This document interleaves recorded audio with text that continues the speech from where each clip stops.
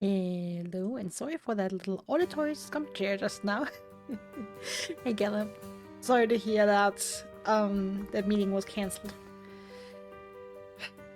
Is your thesis the last thing you have to do? Because then that's, I mean, it sucks either way, but then it sucks extra much. If you're held up on, like, graduating because of that. Yeah, that sucks extra. Sorry. I hope you can reschedule soon and so you can get that done. Anyways, welcome and welcome back to another day, a new day of Moses and Plato Last Train to Clawville. We started this yesterday. I played like 3.5 hours, and it felt like yesterday was sort of an act one, if you will, setting the stage, meeting the characters, learning about the world, what is at stake, why this death is, why this murder is potentially significant, and in the likes, and so on and so on and so forth. Ooh, another postcard, nice. And yeah, I mean, we did a little bit of investigating, if you will. Like, technically, no murder has happened. I mean, we jumped around in the timeline. We knew the murder was going to happen, so we got a little bit of information, but the proper investigation starts now. So, let's pick up the postcard. Savonia, the realm of eternal winter. It may always be cold here, but the welcome is warm. I think that's supposed to be an is. Yeah, makes sense. Okay. Love the postcards, by the way. Really, really love them. It's a nice little idea for the collectible.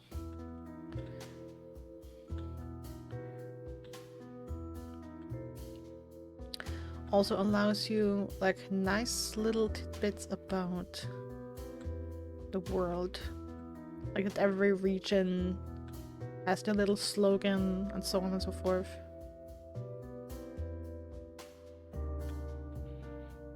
Okay, so I'm guessing, so the ambassador's bed is back there. So this is gonna be Kunya's bed. Probably her part of the cabin. Okay, and we have 4 timed actions before the main key event. Whatever the next key event is, could potentially be a stop, because I remember the train has a couple stops on its way to Clawville.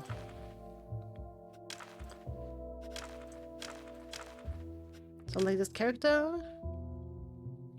Right, Niels Martin Hong Kong.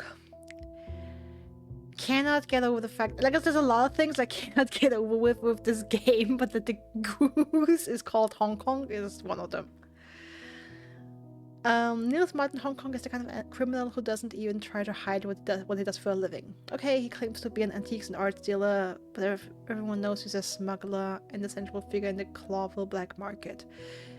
Exactly what he's up to on the road, we don't know, but he's sure to be sniffing around for something extremely valuable if he's among us. Okay, I think I read that yesterday. The Fur Mafia? Okay, that's new. At least I cannot remember reading that. The Clawville Fur Mafia has been alive and well since the production and sale of real fur and leather products was banned in the city of Clawville and throughout all of the Clawville colonial empire. While in today's modern civilization there should be no question why it is unethical to wear other animals' fur or skins as clothing, unfortunately many still hold these garments in high esteem, providing a fertile breeding ground for powerful and influential illegal network to flourish.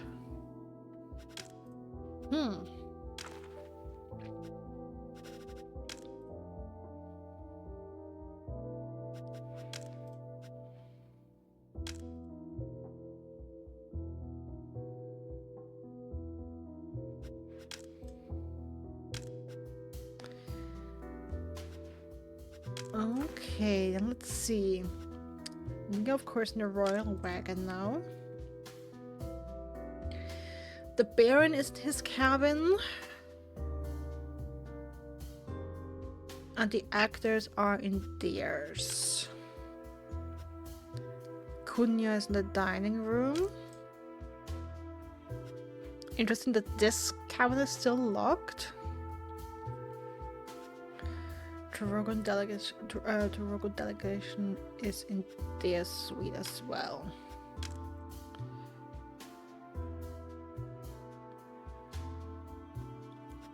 Okay, I would say, I mean, I'm probably gonna jump around into all rooms and use my senses. Not even that because the game told me, because but I was planning on doing that anyway. Because as long as we don't know, that's something I learned yesterday, as long as I do not engage in dialogue with a character, just entering a room and looking around doesn't count as a timed action. So I can actually go around, use all my senses, look at items, and these kind of things, and then decide what 4 people I want to talk to. And the store wagon is also still locked. Okay. Bunch of options. I mean, the goose is of course interesting simply because it's a new character. And we haven't had, like, outside of the party and, like, the cutscenes where we couldn't really do anything with the character, like talk to them or anything. We haven't had any chance of interacting with this particular character. So, of course, that's an interesting one. So that would be one that I definitely have on the list. Hey, Lineberg, welcome in. Hope you're doing great, sweetie.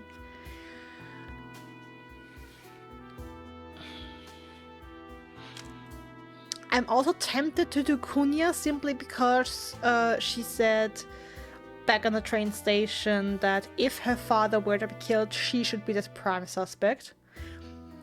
Currently, I'm not favoring or disregarding anyone. To me right now, mentally, everyone's equally a suspect. Not ruling anything or anyone out. That includes the Baron, that includes the Wombat, like everyone. I had to finish making my morning coffee because you were so prompt. Prompt, baby. And yeah, and then I guess we'll see.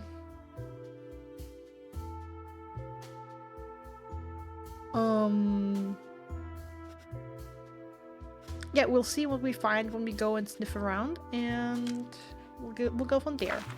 Pierre, anything with Pierre? Okay, but I think if I talk with Pierre here, that count. Does it count? No, it doesn't show a clock. So I hope it doesn't count as a timed action. Oh, no, this can't be. No, it can't. Pierre? Yes, I'm here. I hope I can help you, detectives. Excuse me, but you seem really upset. Well, this is my first trip as a supervisor on the Clawville Express. In fact, it's the first time in history that an insect has ever got this job. And what happens? Somebody gets killed. Not even somebody. An ambassador of peace. Yeah, sounds really harsh, summed up like that. I'm sure no one thinks you had anything to do with it.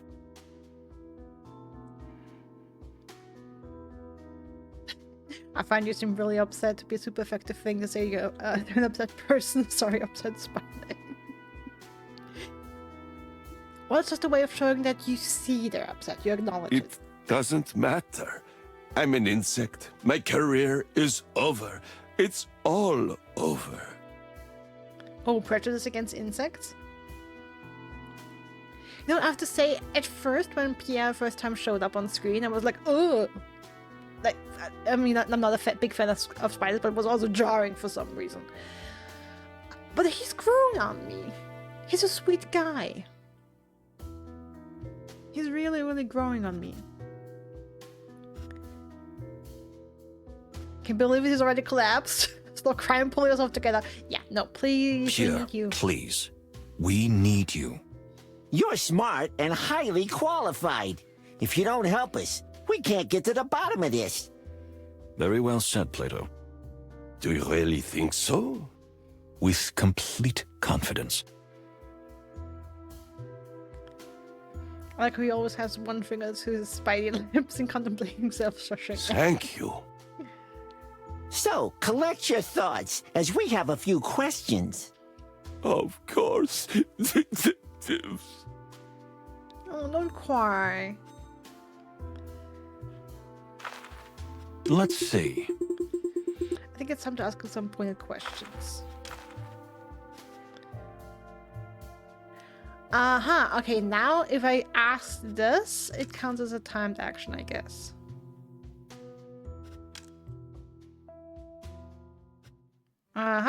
Okay.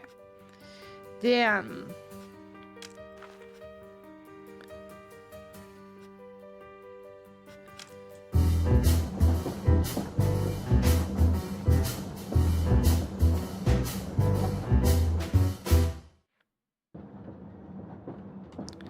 Okay, so before we do that, we sniff around everywhere. Some of the yarn balls, the small table. So far, nothing new, it seems.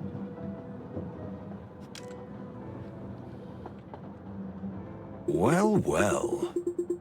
In cat heaven, you can we have pillows instead of clouds? Sure.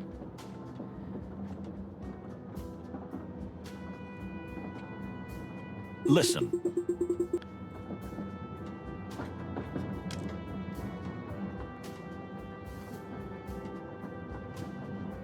Okay, nothing new here.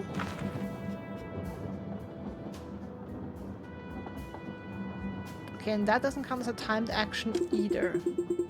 Promise you will pull yourselves together. I beg your pardon? No offense, but I hear the Clawville police force is, you know, not in the best shape lately.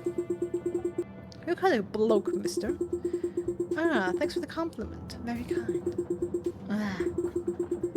Thank you for your concern about the state of the Clawville Police Department. We'll try to be in good shape. Okay, interesting that there's apparently more. Dear Sir Baron, may we ask you a few questions? Me? Why? Shouldn't you be the one to be questioned? Yes, indeed.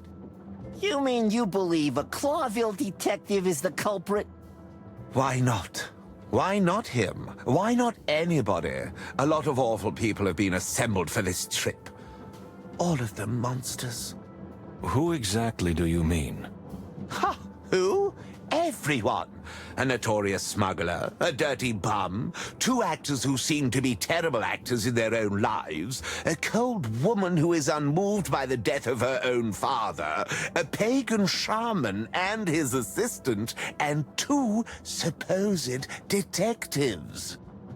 Whoa, you got an opinion about everybody. Our eyes see all. All indeed. So, how was your night? Can you tell us what happened? Oh, if you insist. We really don't have time for this. Okay, so now I have a now ask topic that counts as a timed action.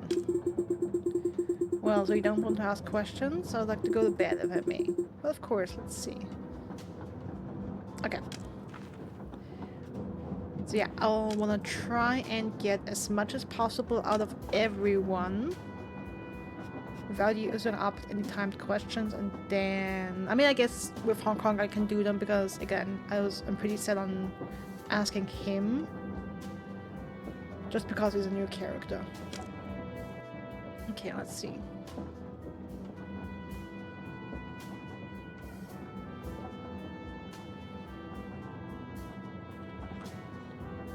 Okay, their suite is entirely new, so we haven't been here at all. They are new characters, but we haven't been in their cabin yet.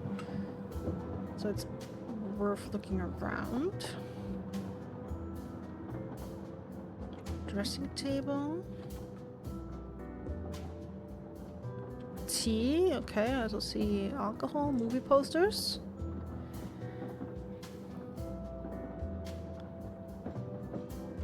The Queen of Torogo, Cassidy Lupus, and Tina Bama? Oh, come on. What nonsense is this? What do you mean? Why should the Queen of Torogo be a tribal woman? Torogo has long been an enlightened and civilized place. When Moses, it's just a movie, an adventure movie. They gotta exaggerate and simplify things. It's degrading. Moses, you're not even from this planet. Thank you. That wasn't meant as a compliment.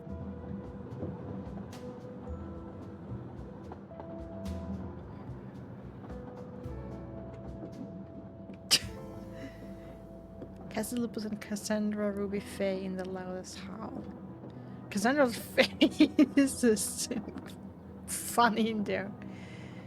He has the case, he has the girl, he has the gun, he's the alpha. Oh, come on. Ugh. Ah, the loudest howl. A true classic. Yes, I've heard of that one. Huh, really? I'm surprised. Why? You were there. You were in the same dialogue scene. Yes. It's based on a classic novel by Raymond Chalamander. Of course, a novel.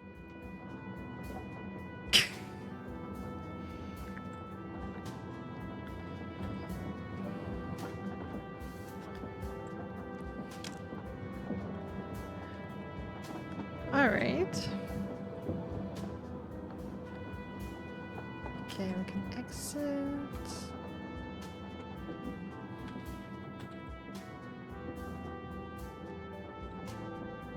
More movie posters, okay.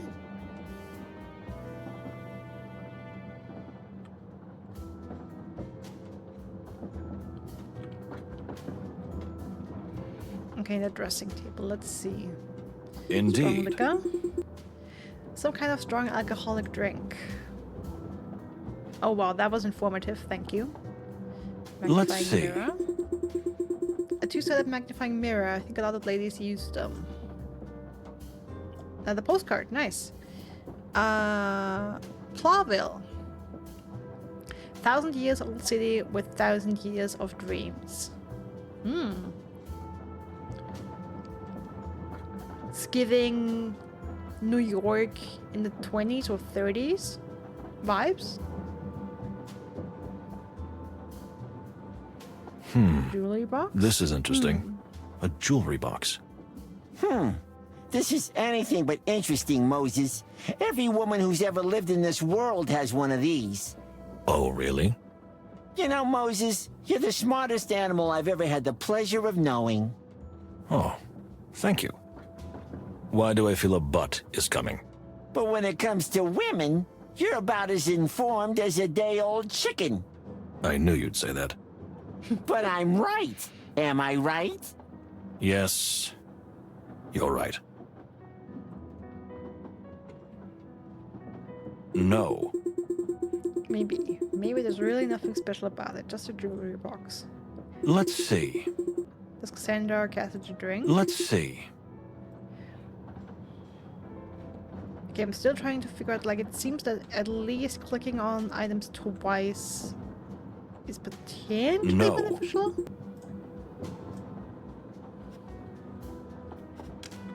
I mean, also I haven't really... No. I don't know what you're implying. Like using items, I haven't done that. I'm not entirely sure. That is liquor. This is some sort of strong, spicy liqueur. Coffee, vanilla, cinnamon, maybe turmeric. And, of course, a pungent smell of alcohol. Strange drink. I've never smelled anything like it. I bet you one shot of this costs more than we make in a month. That could easily be.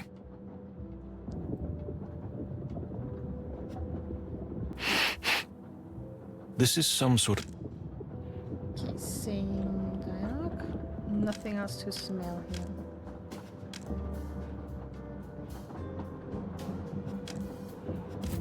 Alright.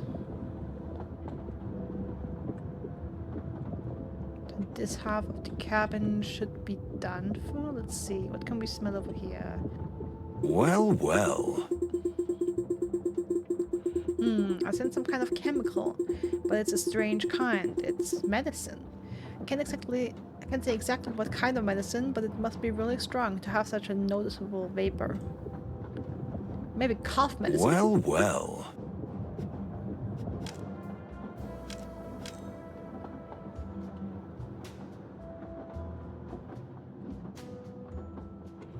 Okay, the nightstand. We have Cassidy. We have more movie posters. Okay. Alright, Silent Wolf. Whip of the Guilty. Panther of the Night? Hunter of the Night? Hunter of the Night, I think. The Silent Wolf, huh?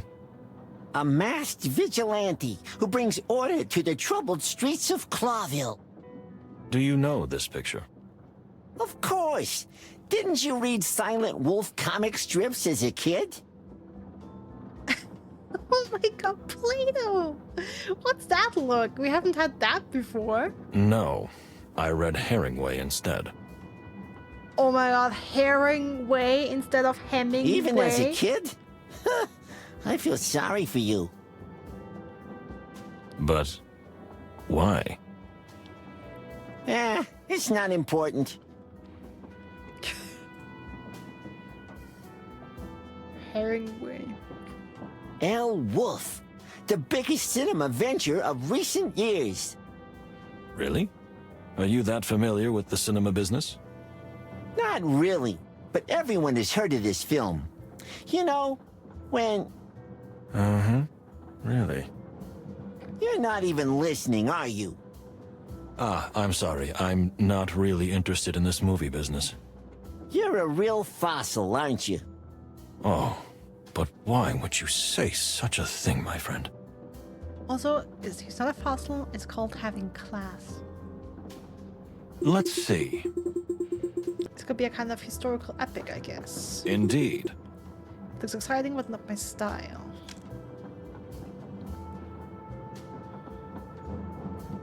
What's in the night? Oh, hello! A gun in an open drawer on the night of a murder. Well, well, that's more than suspicious. Oh, there's nothing suspicious about it, officers. I've been carrying a gun since I was 16. And yes, before you ask, I have a permit. You always know what to say, don't ya? It's my profession, my forthright friend. I mean, something like that. But I learned from my late father, a gun is a man's best friend.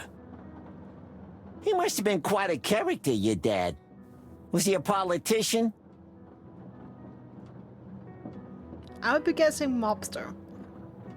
A gun is a man's best friend. Who says that?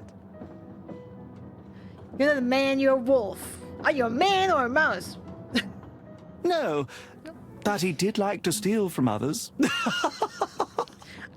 What I'm saying, mobster. Tell me, Mr. Lupus, are you an experienced marksman? Me? Oh, no, to be honest, I've never pulled a trigger in my life. But better to be safe than sorry, eh? Also, earlier today before I was stream, basically like in the morning, just doing stuff, running around, I thought a little about the game, also like about the talk we had yesterday about like a shot in the heart. Would you survive that? How long would you potentially still be alive? Things I also thought about the significance, because I was thinking even yesterday, but I didn't say it. If I wanted to, like, if I had someone asleep in front of me and I wanted to kill them and like be sure they did, I would probably shoot them in the head before I shoot in the heart. Like, the head just feels safer to me. Then I was thinking that the heart also has significance. No, it's also symbolic to shoot someone in the heart. There's some symbolism there. Quite. Do you mind if we examine the gun? By all means, go ahead. I have nothing to hide. Besides, you're far more experienced with a gun than I, aren't you? We didn't even hear that. Oh, come on. I'm just kidding, gents. Plato, you're the expert. Yes, this is a reissue of the 97 caliber revolver. If I have to guess, this is one of the limited edition pieces for the Grasmo International Gun Exhibition, mint condition. See, that's what I said yesterday. There are, I don't know much about guns, but then I know there's like, sometimes you have special editions of something for stuff like exhibitions or competitions or yeah. Some stuff like that. Okay, so this is very rare, potentially one of a kind gun. I mean, limited edition, just rare. Maybe not one of a kind, but rare, a rare gun. Okay. And then you're good with guns, but that's a stretch. Yeah, bro, and you're good with plants. What's the stretch here? Well, I just said, bro. That's the living encyclopedia of flowers, eh? At least my name isn't Palace Revolver Palladia. That sounds good, actually. It does sound good. And you? Don't you see anything strange about it? Not that I can see, but how if I sniff a little? Oh, please tell me it smells of gunpowder. I mean, I find it weird how that cloth is draped around it. Like, I wouldn't... I mean, maybe I'm crazy. I, again, know basically nothing about guns and their proper handling and storage and shit. I would not do that.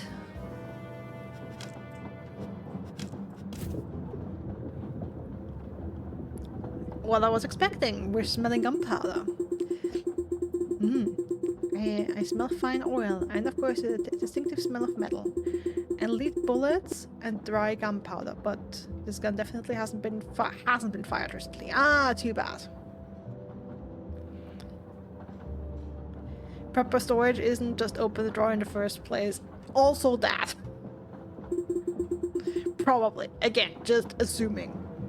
But it doesn't feel like common knowledge to store a gun like that.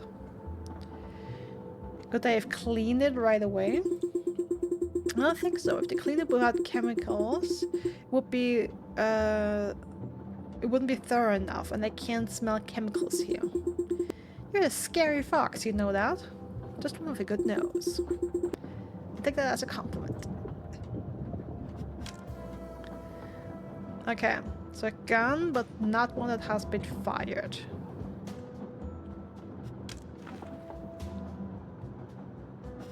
By the way, we don't have the gun anymore.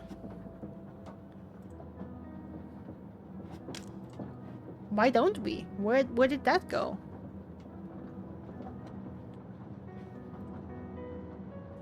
Interesting. Let's see, a letter. It says, see you down the corridor. See.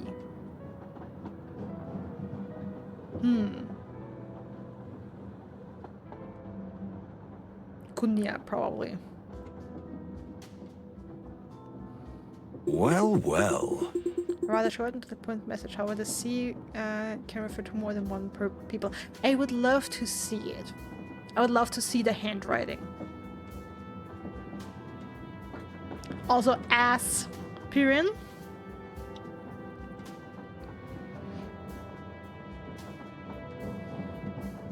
With double S.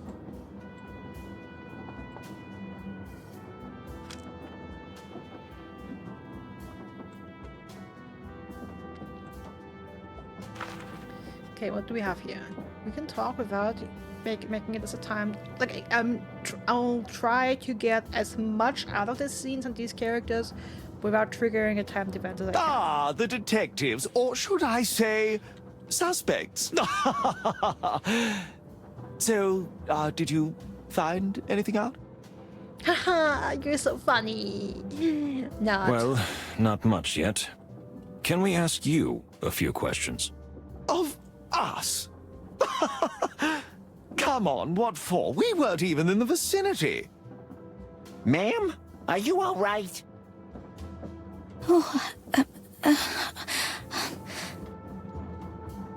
Ma'am? Faye. Oh, yes, I'm here. What happened? Are you all right, miss? Oh, yes, you know, she's... Excuse me, we were asking the lady. Yes, well, I'm a bit tired. I see. Did you happen to see or hear anything interesting?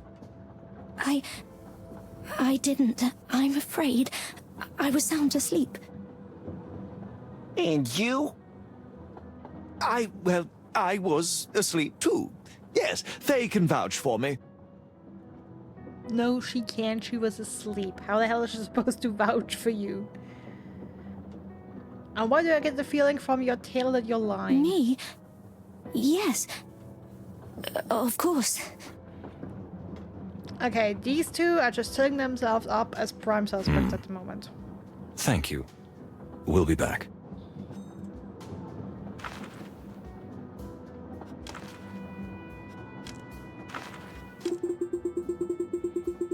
So then beat around the bush. If you want to ask, if you want something, just ask. Oh yes, we will. All right. If I remember correctly from yesterday, they said that the two actors, and I believe Cunha, were in the corridor, and someone else, but I don't remember who that someone else was. And Moses was in the cabin of the Turogo delegation, talking with Fania about the flowers when he stepped out. He was in the corridor for a short time, and then everything went black. But he wasn't knocked over the head because he didn't have, like, he doesn't have a head wound. So he doesn't, yeah. So probably, I don't know, drugged him some way. Maybe something like chloroform.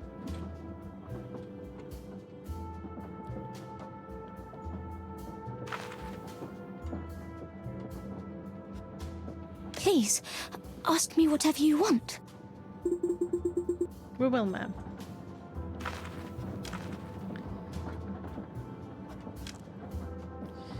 Okay. Hey, Cams! Welcome in. Alright, then let's head on to... I mean, is there anything... And let's see if there's anything in these rooms. Haven't really checked on these. Oh, no, sorry. Didn't want to go in here. I actually wanted to turn around.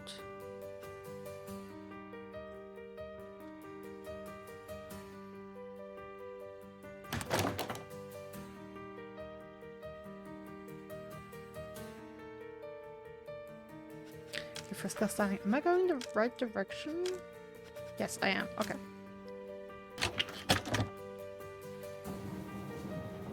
So Cunha is in here.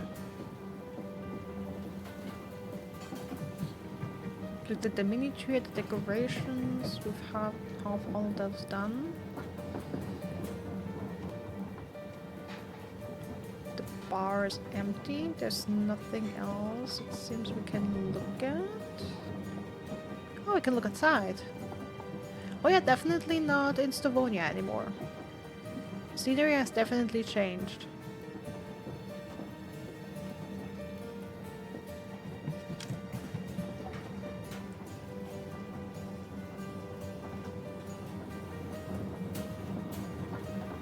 Interesting. As far as I can see, this is the period style of King Hector the First.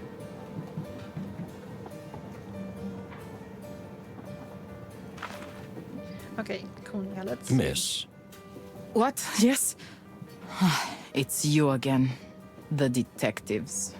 Mm-hmm. Look, if you really think I'm the culprit, well, I can... Then she should be grateful. She hated her dad, right? I don't think it's you. Refreshing. Oh, really? That surprises me. Look, almost anyone here has a motive except you. Even me. In fact, especially me. I'm really into that about Cunha. Oh, this is gonna be so tough. This is gonna be so tough to narrow down to 4 people. Like, I want to talk to the goose just because it's a new character. I kind of want to talk to your actors now because I feel like they're hiding something. I want to talk to Cunha because I feel like she is probably most likely to be honest with us.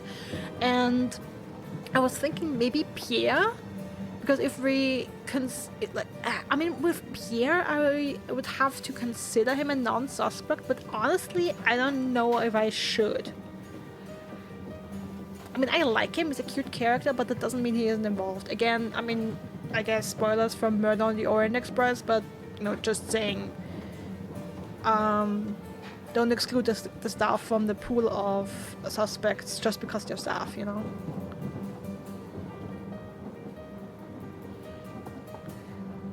But the thing is, I mean, I don't know how. I don't know what's gonna happen next, and how my dialogue options and how people's answers are gonna change.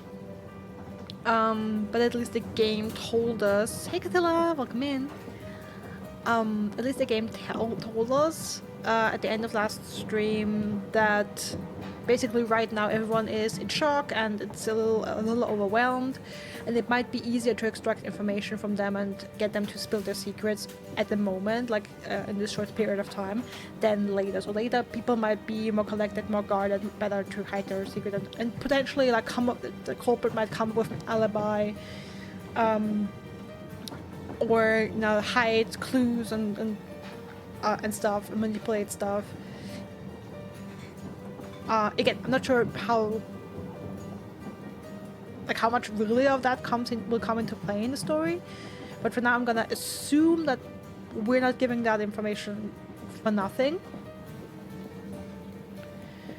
And I would like to think, if Pierre is not the culprit and is not connected to the murder, that he is that he's absolutely someone I can also talk to with later.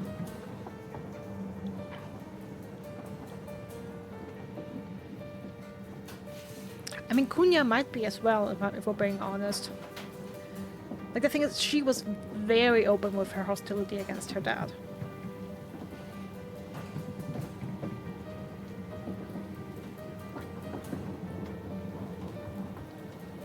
Oh, we'll see. You must be exaggerating, miss. Not a bit. So, are you ready to answer some questions? Of course, but can you wait just a few moments while I gather my thoughts? Everything was so sudden.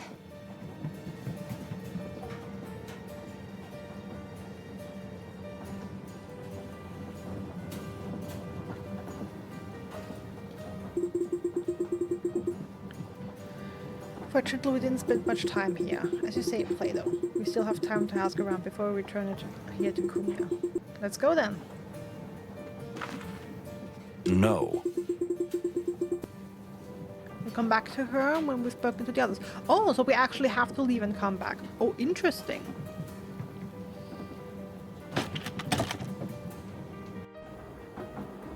Okay, yeah, but it doesn't. For a second there, I was worried it would count as a timed action, but it doesn't. Okay, then it's good we set that up. So we'd have to tell. Okay, so in order to. Okay, then Kunya might actually be important to tell to, because imagine you want to talk to her and talk to 3 other people first, because you don't know that she needs to be set up. You talk to her and she's like, talk to me later, I need a second. That's how I assume it would go. And then you would basically spend 15 minutes going to talk to someone else for her to collect herself. Or maybe she just can't be the first person to talk to, I don't know. But do you get what I mean? Like, you have 4 people you can, or like 4 groups of people you can talk to potentially. If you make the mistake, quote unquote, to talk to 3 people and you only have 1 person left and you want to talk to Kunya and you go to it, so like, no, I'm gonna need a minute, give me a second. They would have to go, spend some time with someone else, but then your 4th action would be used up. And you would potentially lose the ability to talk to her. And that mechanic around her makes her interesting for me. Or maybe it's just that she cannot be the first person, that I would have to talk to someone else first, and if I went to her 2nd, 3rd, 4th, whatever, she would be like, yeah, not that friendly of the game. I mean, not friendly in a sense. It makes you, I think it encourages what I'm doing right now, to really go around and gather as much information as you can before you actually use your timed actions, and check your surroundings basically, and check the setup. And again, this also makes Kunya an interesting character for me to talk to, because I have to assume that, like, this now makes me feel like, okay, there's a reason they're guarding that behind. Give me some time to think about it. Ready to make you use an action. Okay. Okay, let's check in with the Good gracious. Clawville delegation. What now, Separ? Just be calm. Don't give them reason for suspicion. Okay. There's some candles lit. But in the he's back. dead. Really, really dead. Quiet, my girl. We keep our heads down and we'll all reach our destination alive and in peace. Yes, Separ. Ah, the detectives. Perfect timing.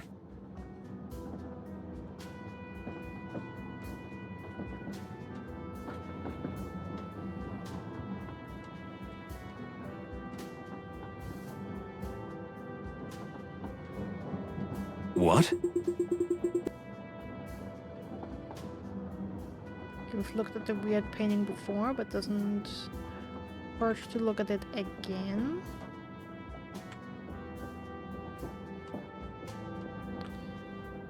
Okay, let's check in with the plant. Let's see. Among other things, Fanny wanted to show me the stunning flower. It really is a special specimen. Listen. Okay, I'm just looking around everywhere.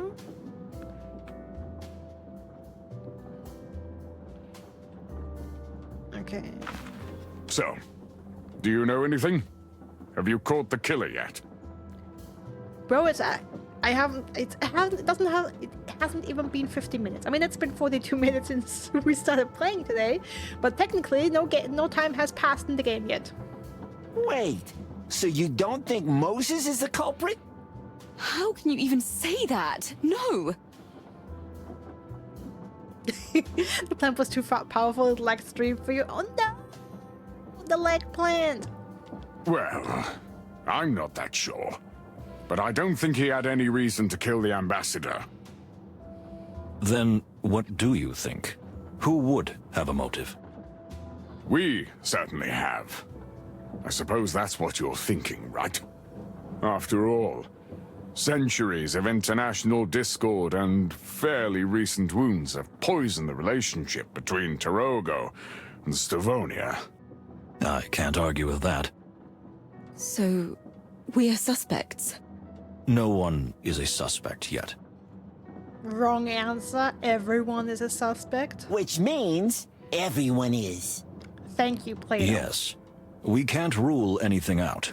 In the meantime, I'd like to ask you to stay calm, keep your eyes open, and, if possible, stay in your compartment until we know more. So, are we under house arrest?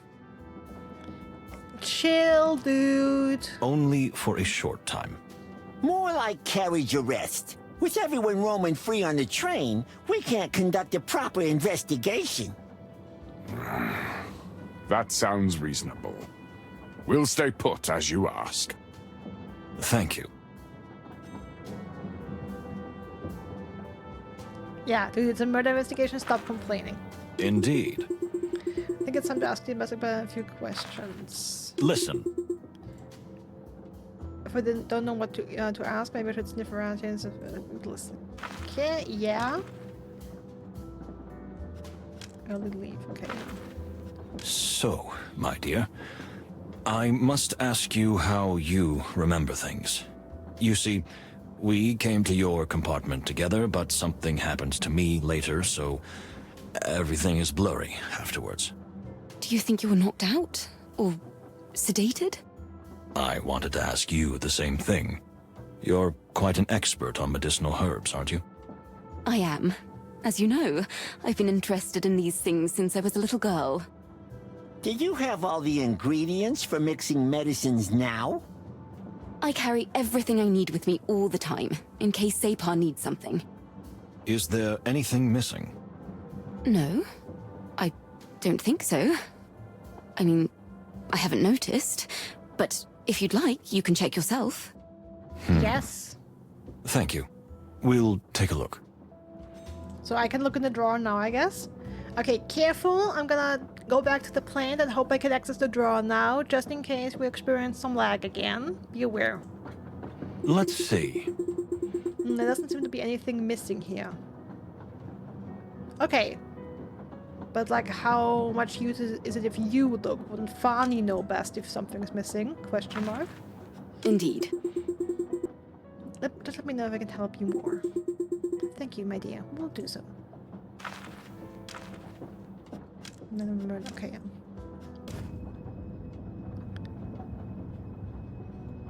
Rapid heartbeat. Let's see.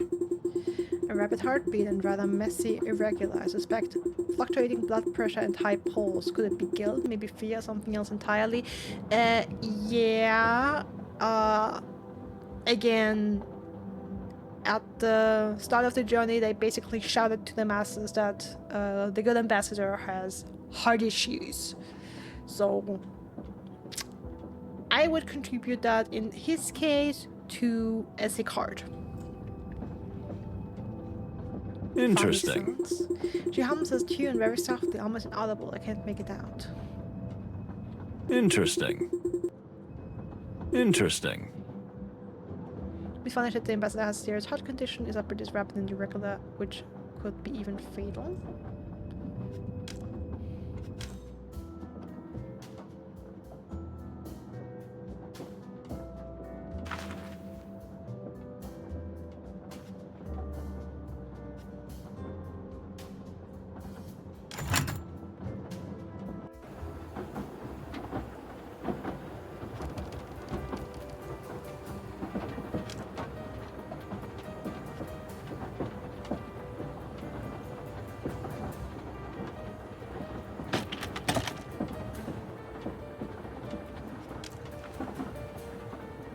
Okay, the other one is locked, so let's go plus dining.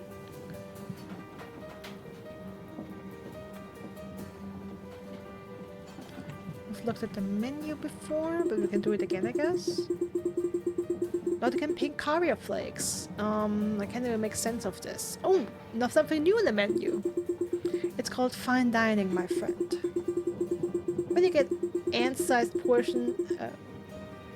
ant-sized portions in quirky patterns, drizzled with 3 drops of sauce and garnished with edible flowers? Something like that.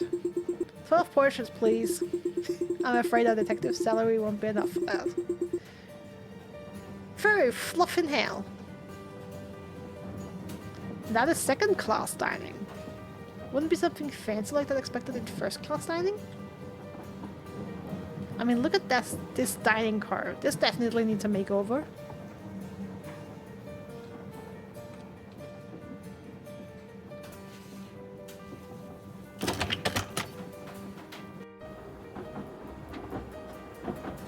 Oops. Wrong direction. Okay. Now we go back to the third class.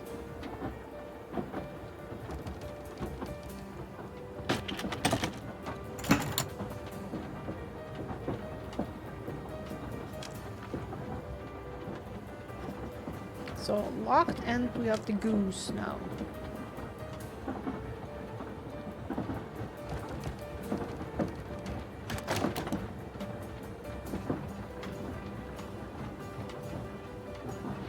Well, you know what? Let me go...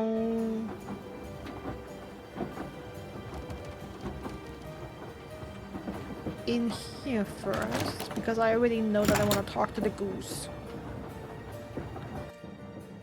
Is there something in our... Well, well. Stavonia, ancient wild country. The sound wild. They say one of them is in the west and Tame Forest. Okay. Map of the wilderness. We've looked at that before. Plato's bed, my bed. Indeed. My bed? Oh yeah, we've had that.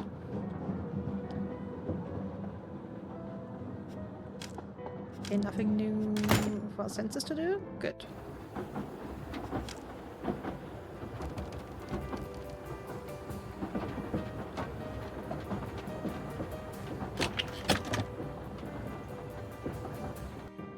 Okay, Basil.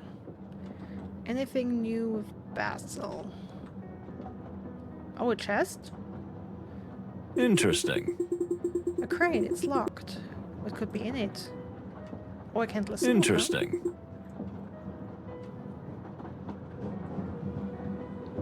Clawville Parade, it says in the newspaper. Okay, seemingly nothing else I can do here.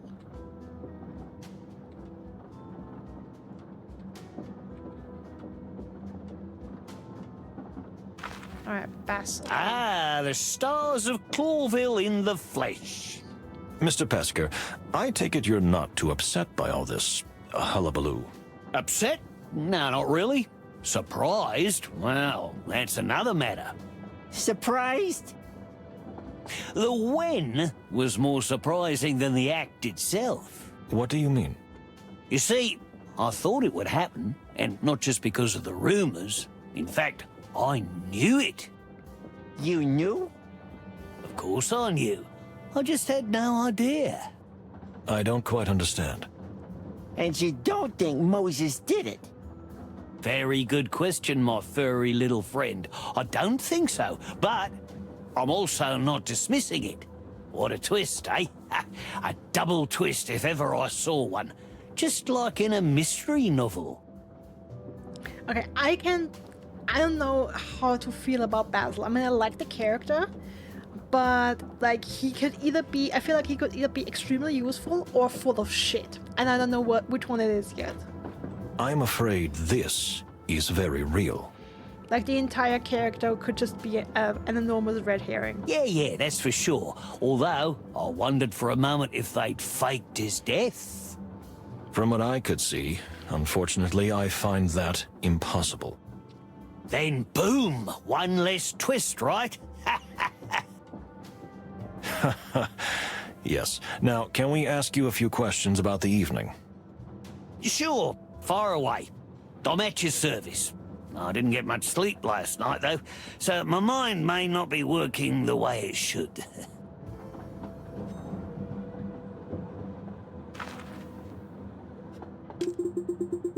Well, don't tease me, my dear coppers. Yes, well, let's see.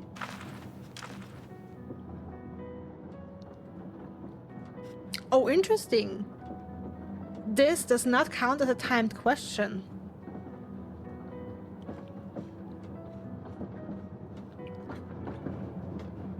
Okay, I should be able to ask this question, this specific one, without having it count, like this whole encounter counted as a timed action. You said that you knew the murder was going to happen. How? How? How is not the right question, Detective. Rather the why. Then why? Why did you know it was gonna happen? It was the only thing that could have happened, don't you see? The question was when it was going to happen. And who did it? That too, but that's less important. I beg your pardon? The furball is cast, or whatever they say. So whoever did it, the piece is dead. Unless you can find the real explanation for what happened, it doesn't matter who did what. It's the truth that matters. The Stavonian ambassador was killed on a train from Clawville while he was being guarded by the Clawville police. Exactly. You see? But that doesn't explain why you thought it was inevitable. Let that be my secret, my little fella. This is a police investigation. You can't have secrets. Says the partner of the only real suspect, right? So who's interrogating who? What? Why, you dirty... Leave it, Plato. He's partly right. We need more information. Then we'll be back. And I look forward to it, gentlemen. This guy's driving me crazy, Moses. He speaks in riddles, making contradictory statements, and seems to be deliberately trying to mislead us. Is that so? I have a feeling that he's trying to help us, in his own way. It's like he can't say what he wants to say. But why? What reason would he have to do that? If he wants to help, why not just tell us everything? Maybe because even he's not sure I didn't do it. And he can't trust anyone. This is crazy. And I still don't like the guy. I think the feeling's mutual, my dear friend.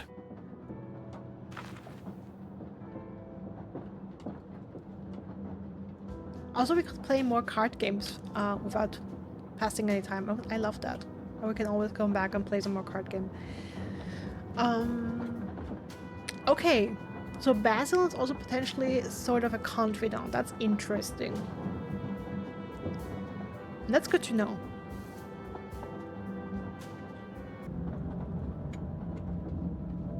Oh.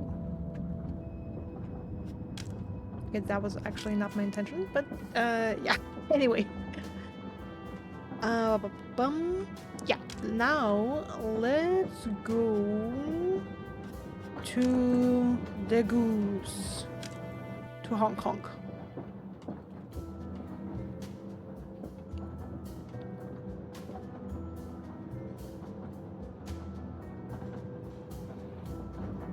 Alright, we look around, and that's definitely someone, like I've already said, this is definitely someone I want to talk to just because it's a new character that we haven't had a chance to properly talk to yet.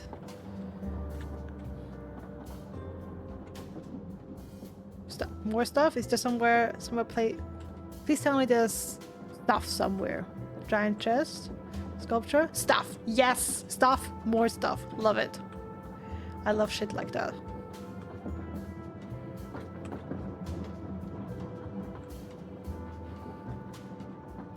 Okay, let's look at stuff. Are you planning on opening a museum when we get to Clawville, Niels? You've always been known for your charming sense of humor. Just a family heirloom, nothing more. One? More like 500. Let's see. It's possible that all of this is legal. Maybe a relative. Of course! Admiral Akka, my great-great-grandfather. Indeed, the resemblance is uncanny. You really have his beak. Isn't it? I think so myself. You are one loose schmuck, honk honk. Not loose, goose, if I may, honk.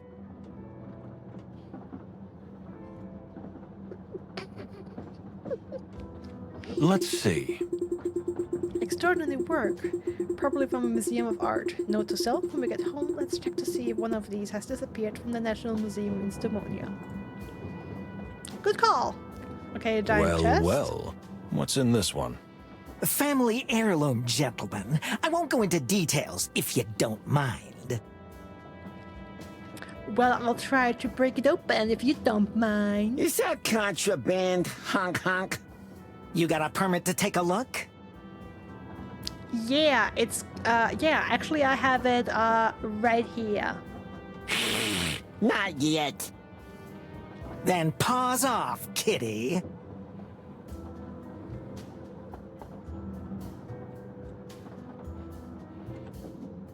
So, as well, first chance I get to break this open, I'm gonna do it.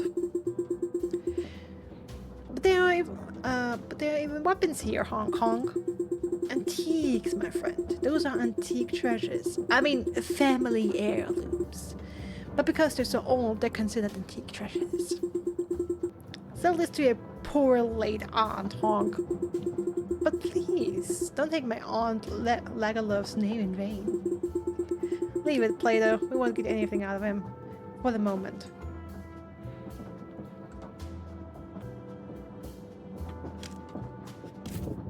Let's sniff around.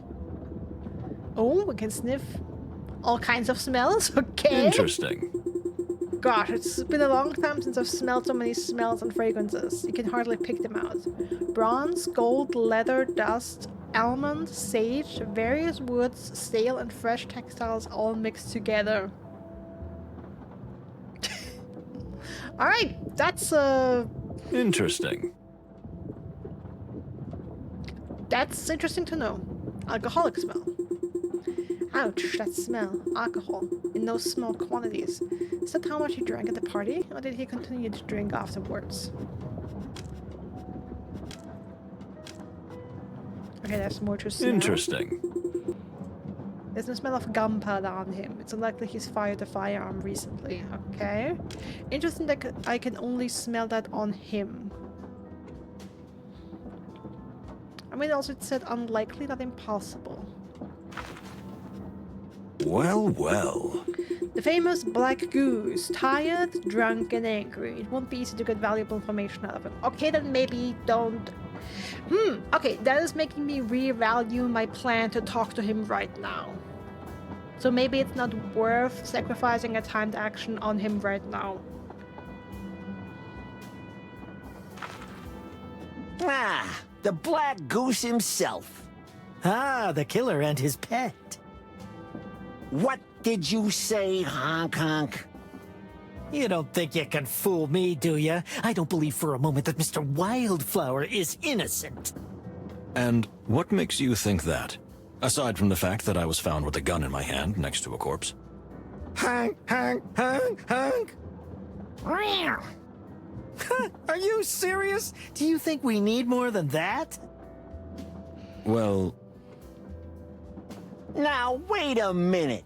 You're the head of the International Feather and Fur Mafia, and we're two respected detectives from the Clawville Police Department who were assigned to protect the ambassador. Was acting is sending me too, camps. Oh, yeah. Then why did you have to kill him? I always knew cops were corrupt, but to kill? Mr. Honk Honk is right, Plato. For now, I'm the prime suspect, but since I have no memory on the event, I'll consider myself an outside observer for now. Well, how convenient. So, like it or not, we are going to ask you some questions. Whether you answer honestly is up to you, but I warn you, we're stuck on a cramped train for days. The truth will eventually come out. All right, I got nothing to hide. I'll play your little game. Just hurry up. I really want to go to bed. Honk. Well, what are you waiting for? For me to fall asleep so you can ransack the place? Yes, I would love that. You are full of bull. You know that? Sure. Just don't let the other cow on the train know. You called the ambassador a Torogo a cow? Why? Isn't he a cow? A cow is not a he. It's a she, beak face. Although you don't want the buffalo. Please, gentlemen, stop it.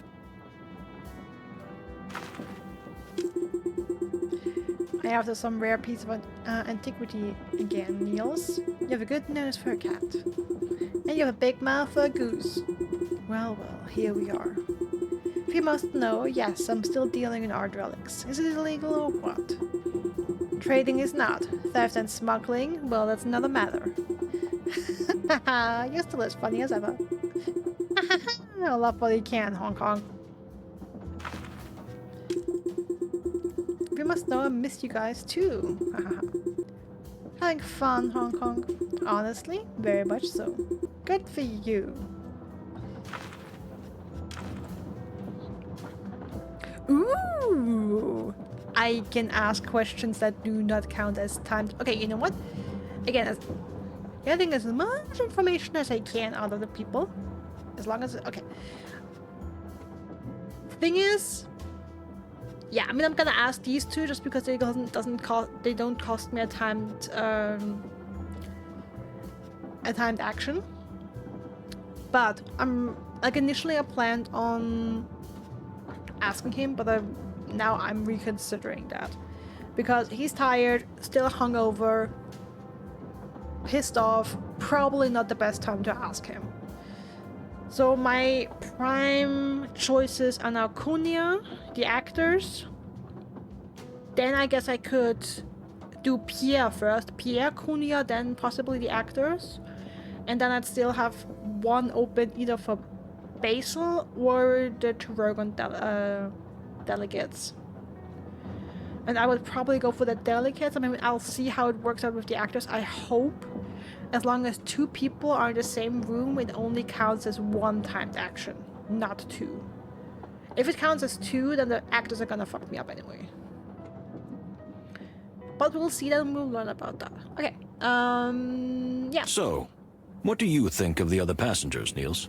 We have everything here, don't we? Honk. Even a baron, though I suspect he's only pretending to be one. Oh, I completely forgot about Baron, right. Well, that's interesting. And that Basil fellow.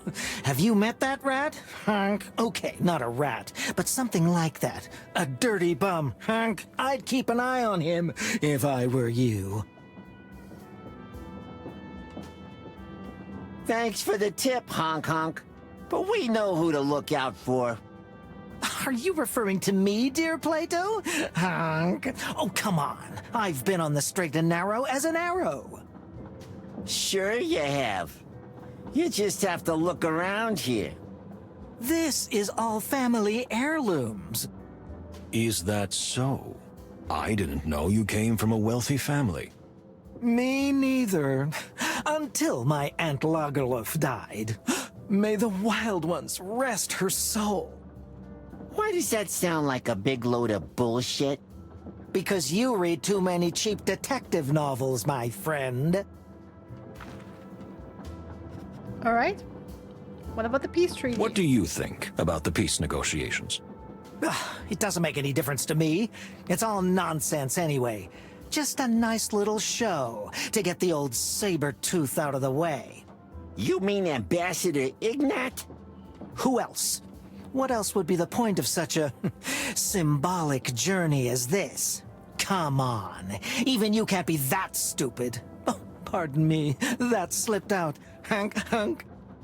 So you think someone organized things this way just to end the ambassador's life? I'm sure of it.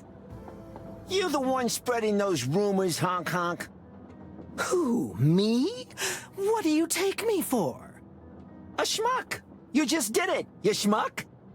Hank, that's different. You're detectives, aren't you? It's my civic duty to tell you everything.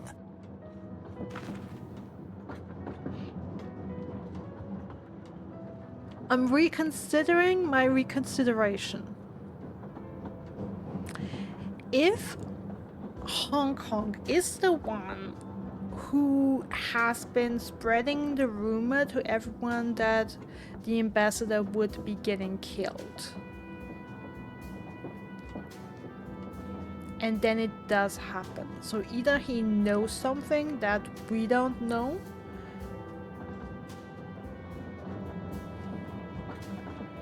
I mean, he's a shady character for sure. Still on the fence. Is it worth asking him right now? Like, also the pissy attitude could just be a front, you know?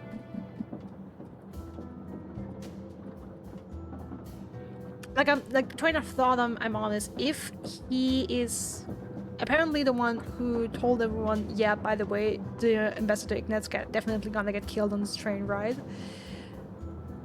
then, like, everyone's talking about it, everyone's expecting it, and everyone's busy, like, suspecting each other, not necessarily him, especially if he sets someone up. You get what I mean? Like, spreading that rumor could potentially aid him if he is the killer, as long as he plays his cards right. As well as a pissy attitude that has me thinking, well, no point in talking to him. We're not gonna get any valuable information out of him. Because then I don't spend time with him. For some reason my ad connects to the workstation I used to be at. Like, whoever on laptop or it's connecting to anyone who uses the station doesn't make sense. Ugh, I hate them. I guess it's Bluetooth. I hate when Bluetooth devices do that. Like, connect to someone else's stuff. I've had that at my old job as well, where suddenly we had keyboards connecting to each other's computers, and we were like, where am I typing? The phone just started ringing, but it wasn't your phone. Oh yeah, that's also that's also something bizarre. Yeah. Okay, you know what? I'm reevaluating my reevaluation. I'm gonna ask. Can you tell us what you remember about the night? Of course. The champagne was delicious. I believe it was straight from Nautica. Not exactly the kind of detail we were thinking of. Well, the atmosphere was fine, although there were some odd fellas at the party. Such as? The Tarogo delegation gives me the creeps. Strange pagan folk. And then there was the Baron, always muttering to himself and refusing to show me his antique pocket watch, no matter how much I asked. Huh, what impudence. Yeah, right? And the conductor. Well, let's not waste our breath on him. No. Turn it to the Pierre. conductor. What's your problem with him? Hank, beyond the obvious? You mean that he is an insect? Don't get me wrong, I'm all for inclusion, but please, there are limits. I see. Do you remember when you left the dining car? I have no idea. You think I was looking at my watch all night?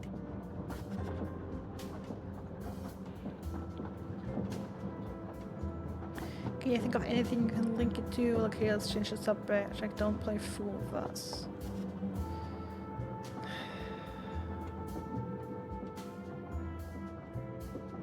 Can you think of anything you can link it to? Let's see. After I struck the deal with the ambassador? Oops, honk. What deal, honk? Not that they have the Champagne region of France in this game. Wasn't even weird about it. Why can't I watch to my know. beak? Just in Nautical or whatever, yeah. Spit it out, Nils. Yeah, spit it out. I don't have to tell you anything. What business I have or had with the ambassador is my concern. Again, this is a murder investigation. You want me to rip you a new one or what? This is a police investigation, in case you didn't know. Tell him, Plato. Like me on Plato today. Same with. In which you are the suspects, in case you didn't know. Only Moses is, not Plato, in case you didn't know. All right, enough. That's enough. For now. Thank you, Mr. Honk Honk. We heard that the ambassador might have lost something, and that you were to find it for him. Well, take a look around. You see all this stuff? You mean all this junk? Some of this stuff, junk, is worth more than your annual salary. In fact, I suspect your entire career salary. So you really were looking for this thing for him? I just have a good eye for rare and valuable things, that's all. The ambassador was indeed looking for something, but before we could go any deeper, you see, he died. And we're supposed to believe that? You had a whole evening to discuss it. What you believe or not is your business, detective, not mine, hunk. Okay, that is it.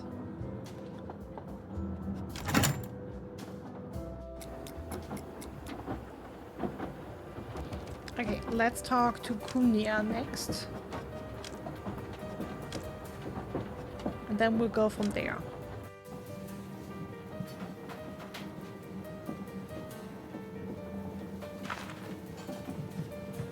No.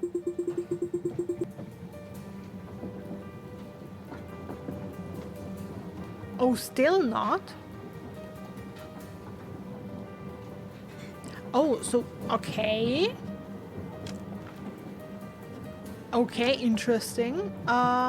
Good. Then. Okay, that's interesting. So the question is, do I want to do Pierre? He could be a reliable source of information, again, provided we assume he's not a suspect. Which I technically don't want to completely rule that out. But also, he's someone who, as far as we know, doesn't have a motive. Again, as far as we know. But I believe we still don't know who is responsible for us being...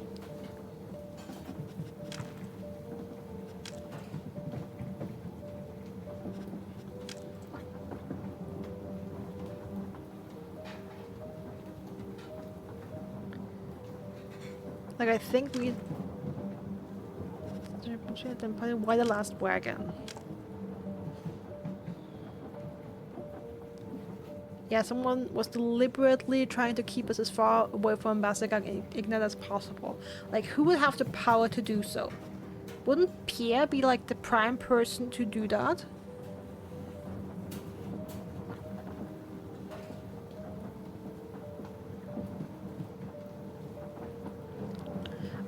I mean, the thing is, it was either him, and if it wasn't him, he would be the best person to find out who it actually was.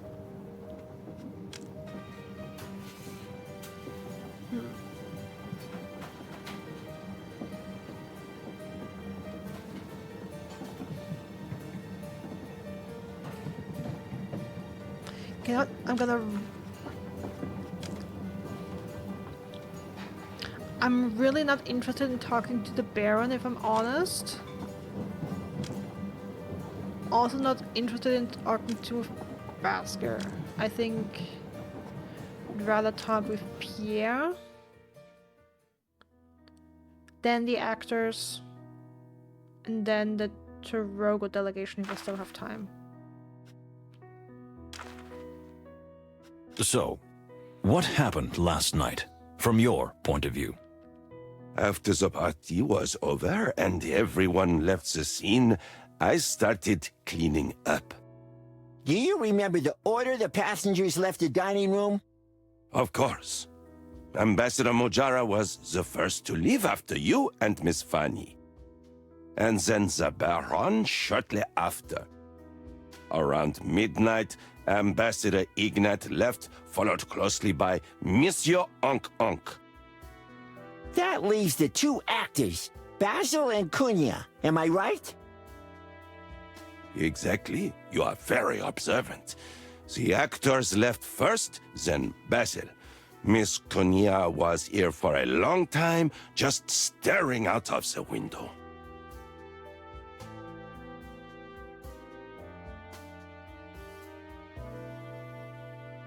When did she finally leave? About 2 in the morning. Haven't you forgotten something, Pierre? I don't think so, sir. Yes, I know what time you left. After the actors, but before Basil. And you remember it better than I do. I was a little, tired.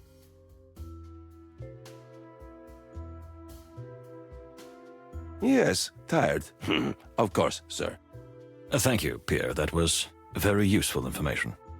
I'm glad that I could help.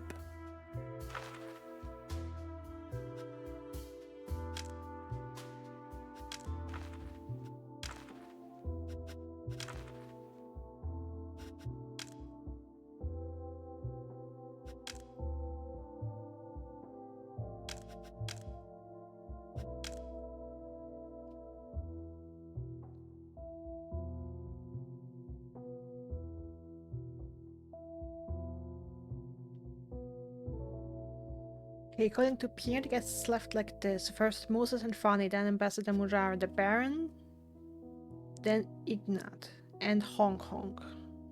Then the actors.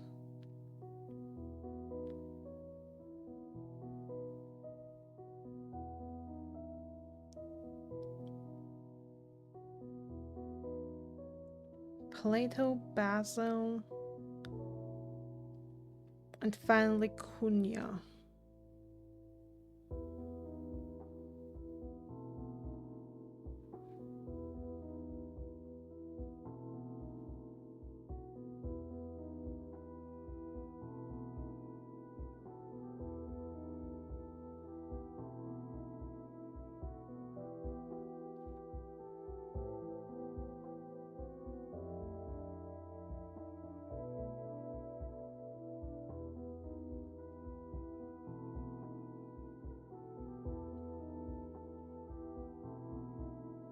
Onk onk.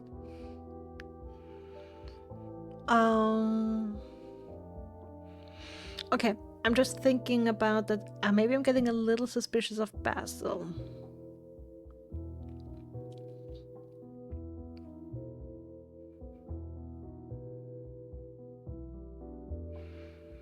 This is tough. This is gonna be a tough decision on who I talk to.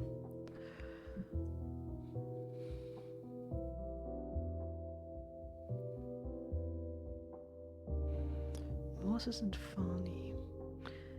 I mean, the thing is, I have a little bit of suspicion on Fanny because she knows a lot about plants. So she's the prime person I would guess knows how to knock someone out. I hope it's about this sort of games. I'm not the best at them either. Like, I tend to make bad decisions, but I still like to play them.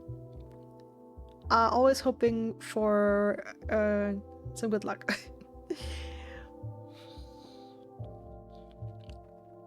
The thing is, I'm not sure how much I want to let myself be influenced by the cutscene we saw. Like, if I remember correctly, in the cutscene we had the one we had after the party, we saw Plato more or less falling asleep in the corridor, or like being like, oh, I'm falling asleep, but no, I'm awake. No, I'm falling asleep. And then we had someone like running past behind him really fast. It was just a shadow, basically. But the question is, could that have been someone? Like, who could be running around? Like, again, I'm not sure how much I want that image to influence me, because, for example, I think Ambassador Mujara would not be someone who runs around fast. The Baron probably not either. Ignat wouldn't have killed himself. Hong Kong is kind of sus. Moses is out. Plato is out. The actors, I don't think Kunya did it, if I'm honest. And she might have.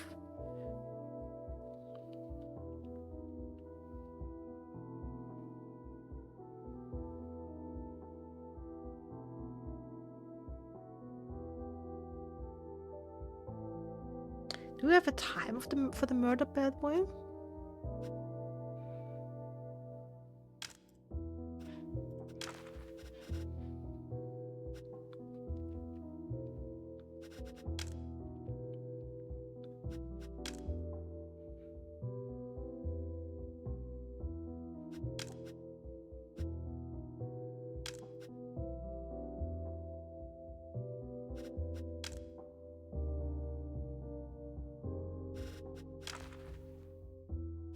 But the thing is, I'm also a little suspicious of the Baron, if I'm completely honest. Because if the spirit of his sister, like if there's a connection between his sister and the ambassador, that could be a motive.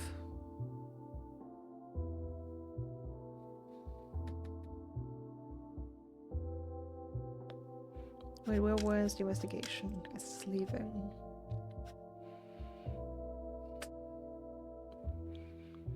Okay, I still want to talk to the actors next, and after the actors, I'll... Like, I would love to talk to Fanny, but maybe it would be better to talk either to the Baron or Basil. If I can't talk to Kunya yet. Indeed. I think I've got Boom Wallet from him.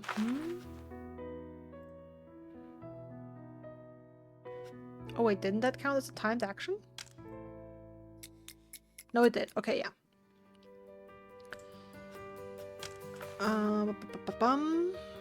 Alright, the actors. Okay, let's hope talking to both of them only counts as one.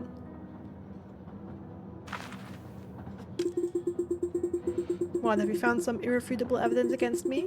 No need for sarcasm, Mr. Lupus. You're no more suspicious than anyone else at this point. That's reassuring to hear. But that doesn't mean you're not suspicious at all. You're the fun one on the team, am I right?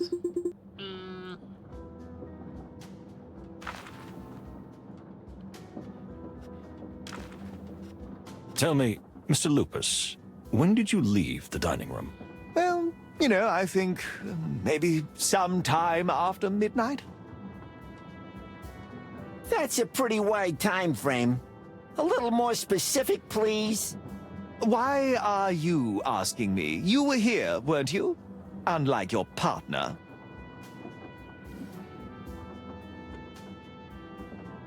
Yeah, that lines up with what Pierre told us. I'll let that one slide. I don't know. Maybe around 1 in the morning? Cassandra was pretty tired, so I walked her back to our cabin. And then? Then what? Then I slept. That's it? That's it. Mm-hmm. Oh, yes, and then I woke up sometime later. I couldn't sleep. I had a bad feeling, so I went outside to get some air.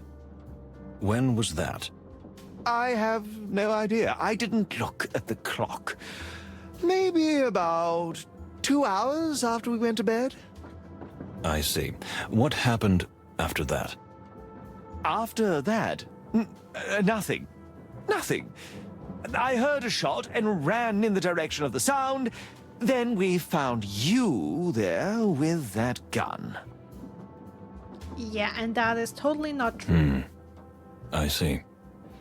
Thank you. Wait, Moses.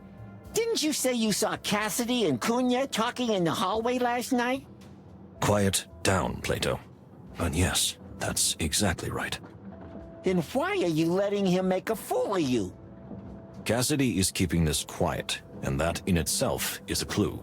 For now, I didn't want to embarrass him in front of Miss Fay. Ah, I see. But you'll confront him later, right? In due time, my dear friend. No, I'm gonna do it right away. Out in the corridor, did you see or hear anything strange? Oh, that Oh, okay. me? No. Nothing strange. I was just staring, you know, out of the window. Why are you looking at me like that? Don't mind him, it's a bad habit. So you were just standing there catching some fresh air and then you heard a bang. Exactly. How long were you in the corridor? I don't know. An hour, perhaps? Wow, that's a lot of fresh air. Are you implying something? Just observing. Did you meet anyone while you were in the corridor? Did I meet someone? No, I didn't. Why would I? What a suggestion. No, I mean, no. Or did someone walk past? Did you see anyone coming, leaving, going through? A simple no would have been enough, but thank you for the elaborate reply. No problem.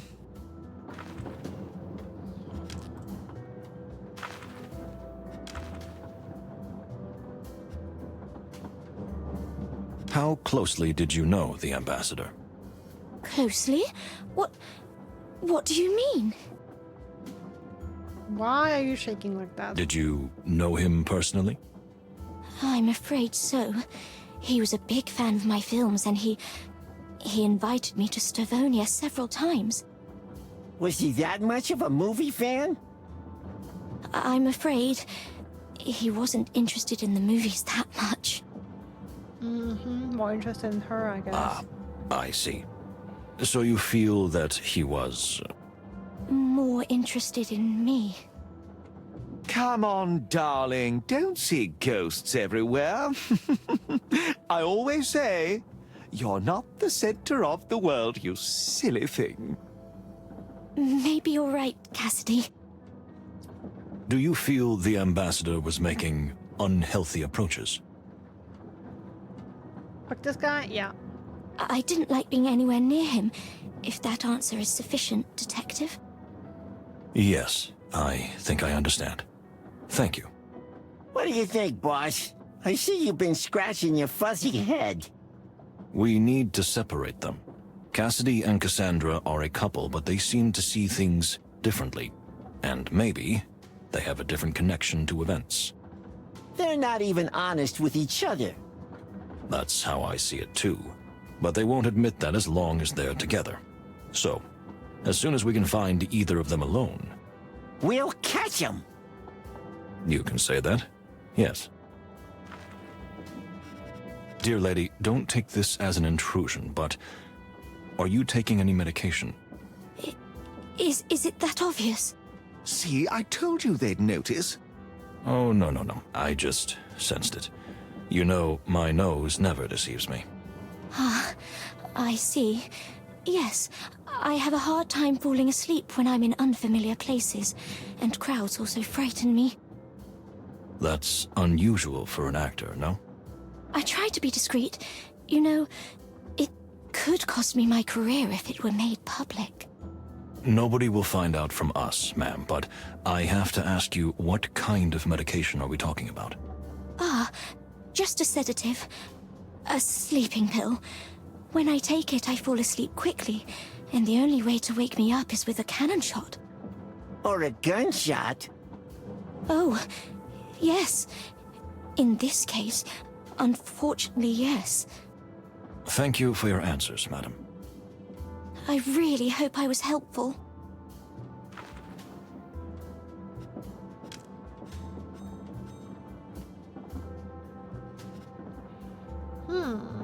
Okay. So, the question is, who do I want to use? I mean, I don't think... No. Okay, no. Okay, that's also something else. Okay. Now the question is, I have to say I'm not super suspicious on the Toronto delegates. I'm more suspicious of the Baron and Basil. But this would be a 2-for-1.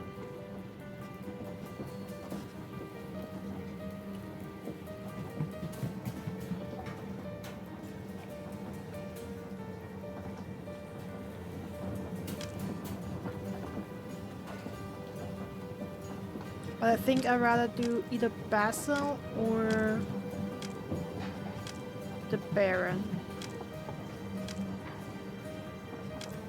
Okay, let me look at that again.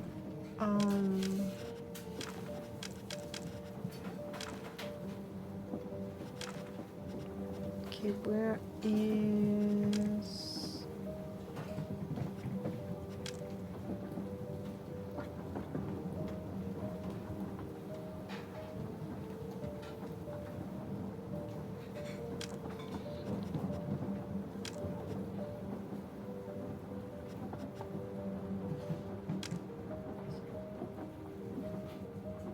According to Pierre, the guest left like this. Osmosis and Funny, then the ambassador Mujara. Basil was one of the last people to leave. Baron was among the first. The Gore delegation is one as well.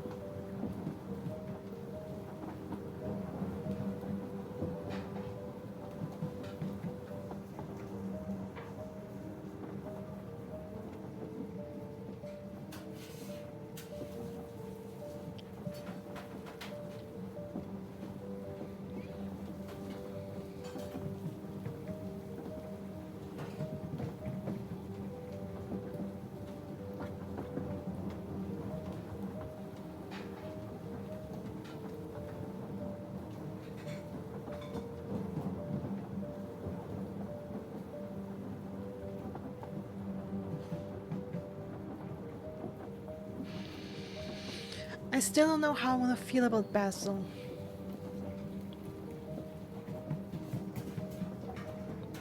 Like the whole character feels set up to, I said it before, either to be super helpful or just a massive red herring. What I'm thinking right now, Basil's cabin is at the end of the train along with ours. The murder happened at the front of the train.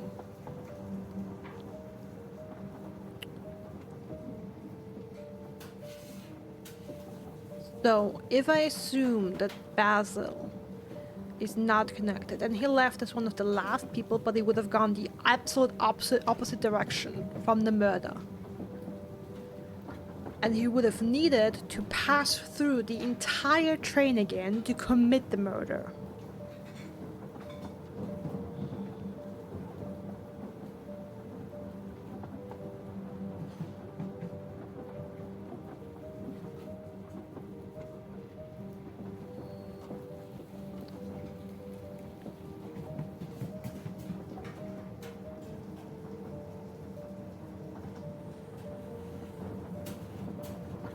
The Baron left much earlier, but he was very close to the action. I think I'm gonna talk to the Baron.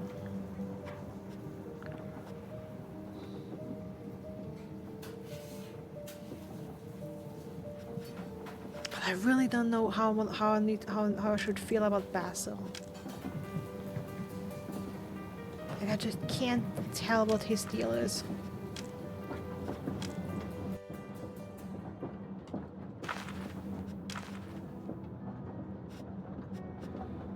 So, when did you leave the party? Early. Maybe I was the first, I'm not sure. But the whole train was empty, and almost everyone was out having fun at the party when I got fed up. All those ghastly drunks. So, you retired early. Did you go straight to your compartment? To be perfectly honest, no. I was a bit lost. Then I fell asleep in one of the corridors. You did what? I'm a fat cat in a hat. What's so surprising about that? Rude question. What do you mean, you fell asleep? You mean while standing or while walking? To tell you the truth, I have this curse on me. What? A curse? When I was a child, I was cursed by an evil witch. A furry witch? Ha ha. Ever since, I've just randomly fallen asleep from time to time. See all these pillows? It's no coincidence that I carry them with me everywhere. Why tell them? I don't know, curse, narcolepsy, again, maybe split personalities? So, you're a narcoleptic? I'm a what? How dare you speak of me like that? It means you suddenly fall asleep. No, it's a condition, you know. It was recently discovered. Not a curse, just a medical condition called... Don't you lecture me with your scientific mumbo-jumbo. You tell them. I have to live with this curse, and you can't seem to understand that. Now, if you'll excuse me, leave me alone. Yes, I understand. We'll do that. Thank you, insolent baboons.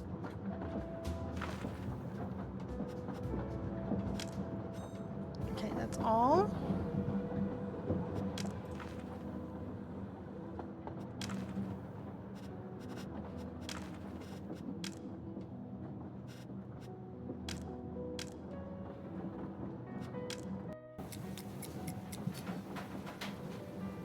Key event reached.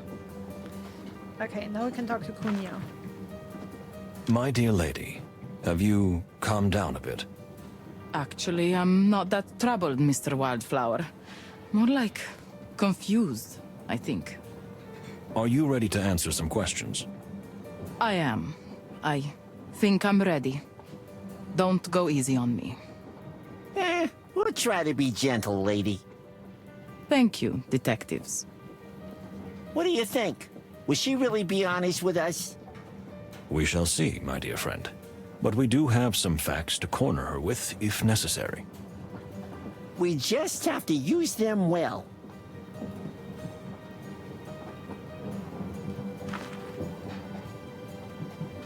Oh! Well, shall we get started? It's just a moment. Okay. So this is a questioning, okay. Who could be better to question than the estranged daughter of the deceased? In most cases, the next of kin is indeed the most likely perpetrator. We will see if that is the case this time. I have to watch closely, in case I catch her lying or distorting the truth. In that case, however, I will have to prove it, too. So, may I ask where you were when all this happened? I understand you were staying in a compartment with your father. Well, yes, to my disappointment. But you see, after my father took his sleeping pills, I snuck out to clear my head. No, you went with Cassidy. His sleeping pills? Please don't see anything in it, detective. He just had trouble sleeping and was terribly paranoid, apparently with reason. Anyway, yes, he was taking a type of sleeping pill. I see.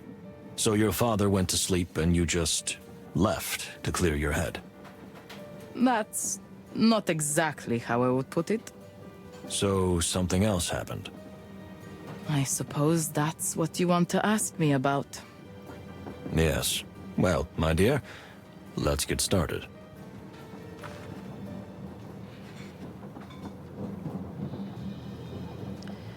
Okay, she's the daughter of Ambassador Ignat, who is clearly on the path of sheer necessity, although I have a suspicion. Okay, this is just about a character. Observations. Her face is almost completely devoid of any emotion. Is that a defense mechanism or a sign of denial? I can hear her agitated heartbeat through the silky friction of her delicate dress and the soft jingling of her jewels. Whatever her face or her posture may suggest, she is conflicted and seething inside. Her posture is as light and noble as ever. It seems at once stiff and tense and somehow airy, like soft smoke. Like a pleasant, cool fragrance. What do you think about the murder? Who do you find most suspicious on the train? Why did you accompany your father on the trip?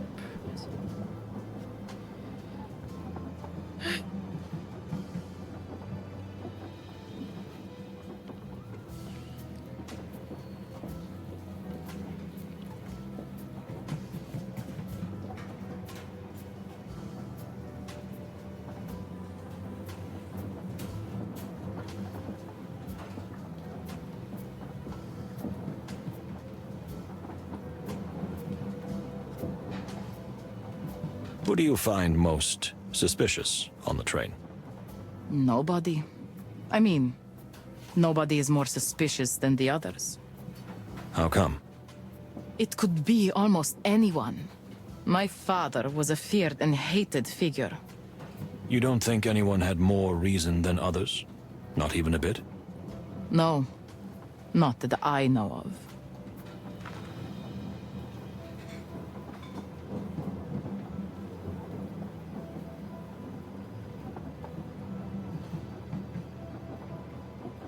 You're telling the truth.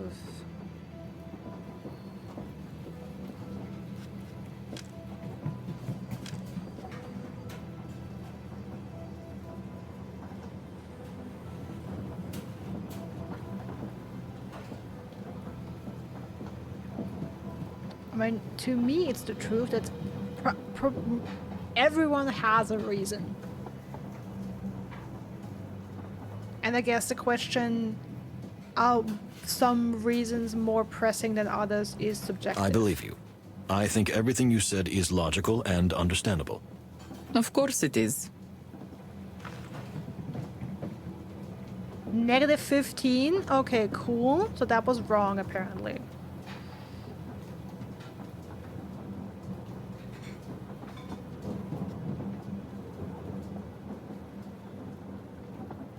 Why did you accompany your father on this trip? I just wanted to get out. And even though I hated him, leaving Stavonia with him seemed like a better idea than being stuck there. Did you really hate him that much? Look, I understand why you're asking me these questions. I could have done it. If only you knew. I had 1,000 reasons to do it. That's a pretty strong statement. This is a pretty strong moment. That's true.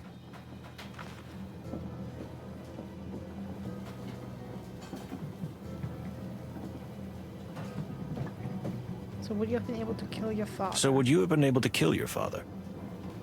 How can you ask such a question? It's outrageous. You mean your relationship wasn't so bad that in a moment of passion, maybe you... Even the assumption is offensive.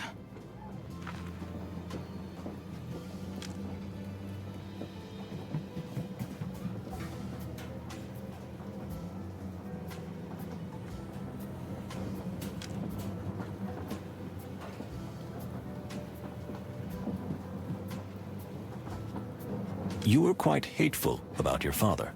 In fact, you said you might even have had reason to kill him. Detective, animals sometimes say things like that.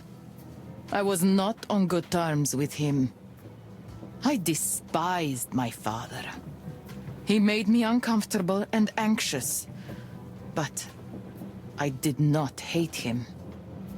And I couldn't have killed him.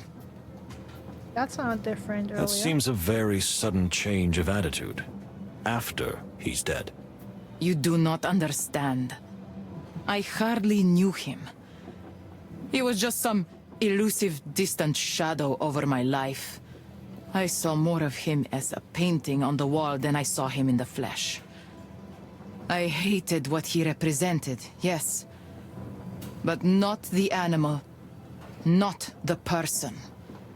I did not know him well enough for that. Well, well. That's interesting. Thank you for your honesty. Okay. What do you think about the murder? What do you think about the murder? I heard you are cold and methodical, but what kind of insensitive question is that? My father was murdered. What could I possibly think about the murder? That's exactly my question. So, what do you think? What's the first thing that comes to mind when you think of your father being murdered? You're quite a character, but I think I know what you mean. The first thing that comes to mind is shock. And then, I think the fact that there's nothing surprising about it. Because your father had a lot of enemies? He only had enemies. If you must know, even back home in Stavonia, it was the same. So the event itself is shocking, but the fact that it happened is not. Something like that, Detective. But I'm not a psychiatrist. And I believe you are not either. No, I'm not.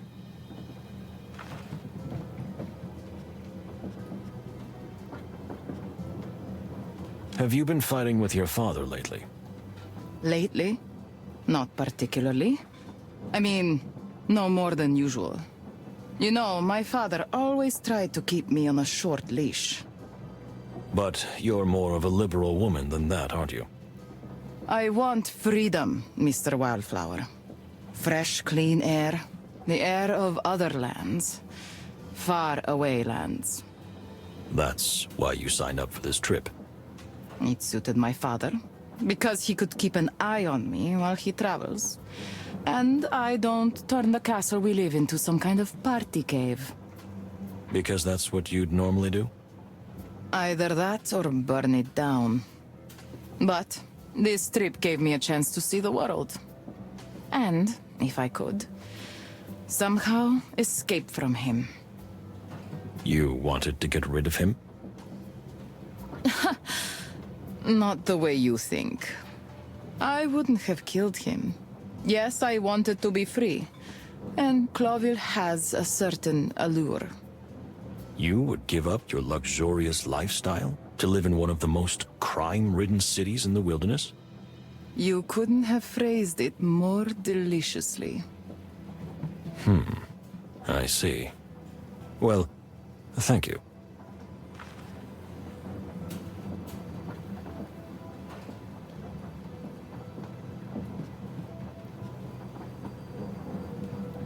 Was your father interested in objects of special value? I don't know what you mean. No, at least I don't think so. He wasn't a material man. He liked a certain level of luxury, which he thought was his due by virtue of his rank. But he despised unnecessary fuss and ostentation.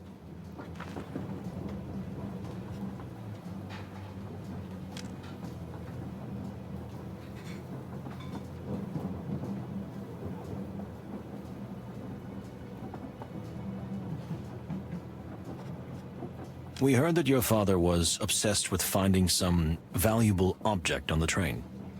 Yes, so you mean that. Indeed, he told me he was aware of something on the train of great significance. but I don't think it was anything of monetary value. Do you think it's something that has more of a sentimental value? Sentimental? No. But I honestly don't know what it is. And I'm not that interested either. If that dirty smuggler is involved, I wouldn't expect anything good to come of it. You mean Honk Honk? Who else? If my father stooped to dealing with someone like that, then it must be a matter of some real significance. But of no interest to me.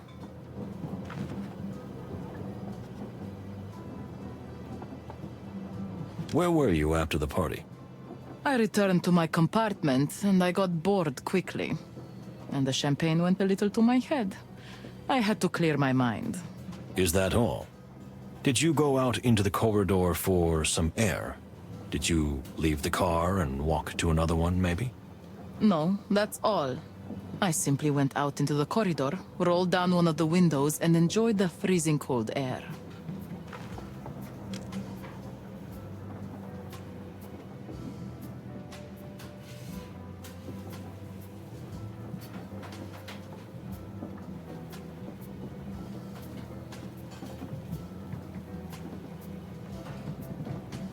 You didn't happen to meet, say, Mr. Lupus?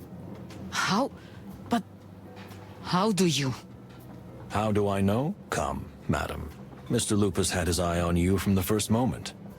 And when it turned out that both of you liked to wander around in the corridors to cool your heads roughly at the same time, it wasn't that hard to put the picture together. Please don't tell anyone. This affair means nothing to me. Oh, really? Does it mean nothing? So the two of you were having an affair. That's interesting. Tell me, how long has it been going on? I'm guessing it started before the journey? Actually, he and his wife-to-be had been to a party earlier in the city, where my father was the guest of honor. And there we...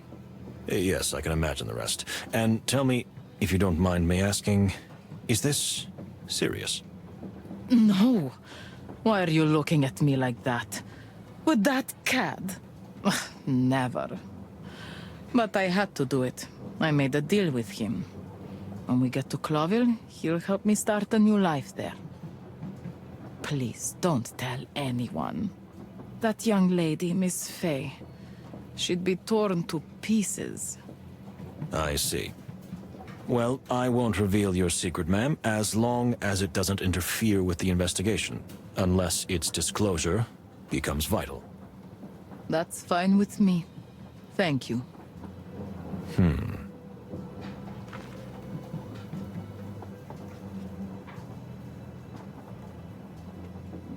Was your father in his compartment the whole time? I wouldn't know. Maybe he left? Could he have been killed somewhere else and taken there? Don't you think that's a little far-fetched? Your father was quite a big character, in every sense of the word. Do you think he could have remained unnoticed? I don't know. But we can't dismiss the possibility that when I wasn't looking, he left the compartment, right? No. Didn't you say he took his sleeping pills?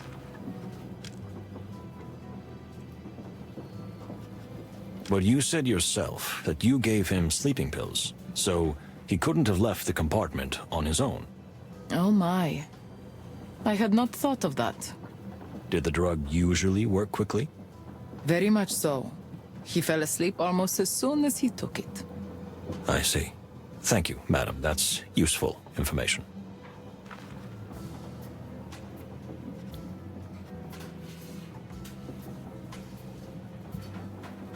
You do not like animals, am I right? I can't help it. I tried. But something seems to be missing in me. I can understand that. Lovers and friends come and go. Parents die. But inside me, somehow nothing changes. Are you more concerned about the fate of the wilderness than you are about the fate of individuals? You know your animals very well, Detective. everyone must be an open book to you. Not always open, but I make sure they will be. I'm really more interested in the big picture. Processes beyond the individual. That's why I like to see the world. And to finally leave my prison. I see. Thank you for your honesty.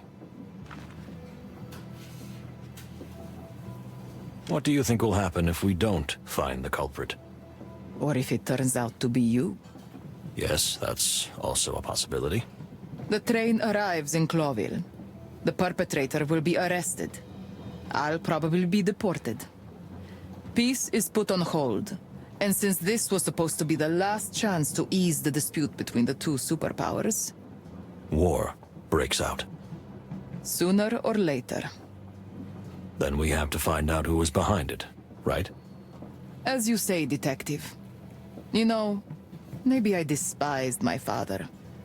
But the significance of who he was and what this trip represented, I do not deny for a moment. Thank you. This is very valuable information. You're analyzing everyone thoroughly, correct? I can't help it. I was born that way. I've always been fascinated by animals. Well, good for you. Thank you for your answers. We know this is a difficult time for you, but we have learned some very useful facts. If you say so. Please, do not leave the premises until... Oh, sorry. I forgot we're on a train. I won't jump off, if that's what's worrying you. Thank you.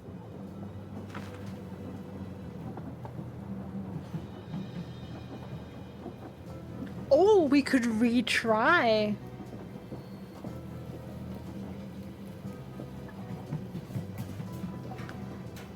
I could retry the questioning.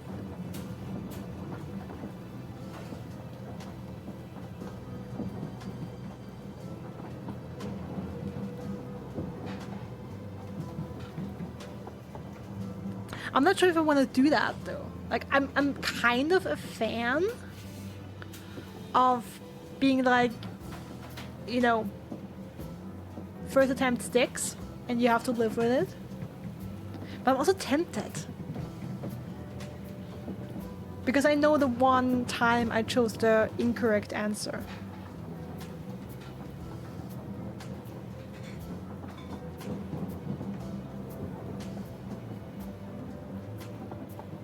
What do you guys say? Retry or not?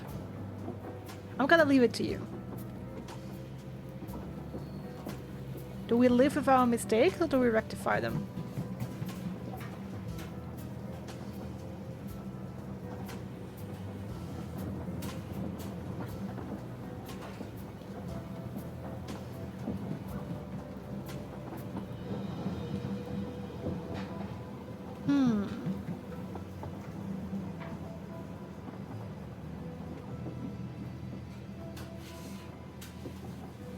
Would you be bored or interested? I'm interested. I'm interested to see what else, what else of information we can get. But you probably wouldn't because you're lazy.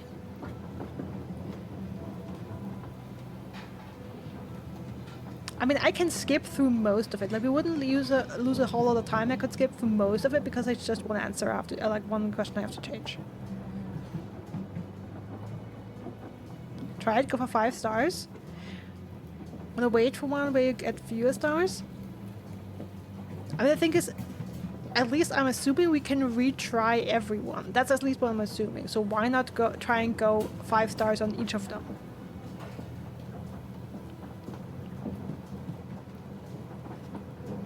Let's retry. Who could be better to question than the So, okay. May I ask? Let's try and go... Do we think it's important we go in the same order? Probably not. Be an A student. Yeah, let's be an A student. Okay, I think I asked this first. Who do you find most suspicious on the train? Nobody. I mean, nobody is more suspicious than the others. How come? It could be almost anyone. My father was a feared and hated figure. You don't think anyone had more reason than others? Not even a bit? No. Not that I know of. Okay, that's a lie.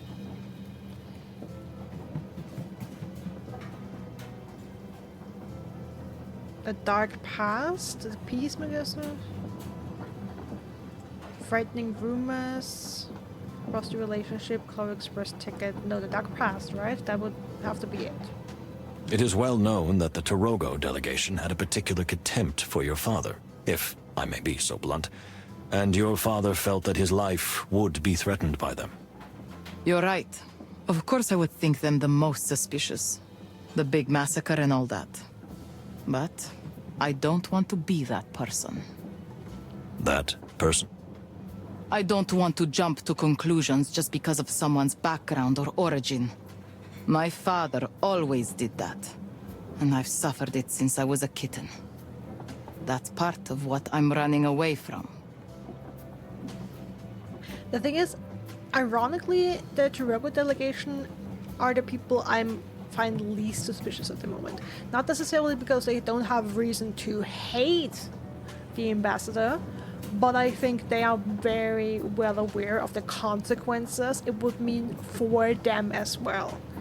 Like, Tarogo would be just as a colony of Clawville would be just as much dragged into a war with Stavonia, with the peace talks falling flat. And that would bring, like, the satisfaction of having the ambassador killed, yes, but also a war on their people. And I think they're both smart enough to know that, and to know that that is not worth it.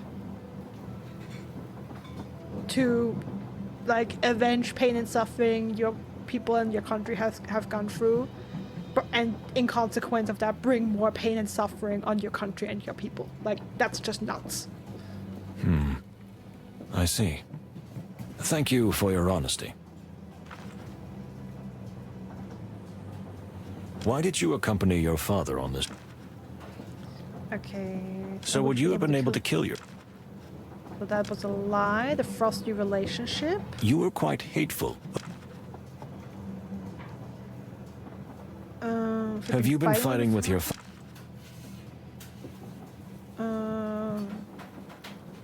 Was your father interested in...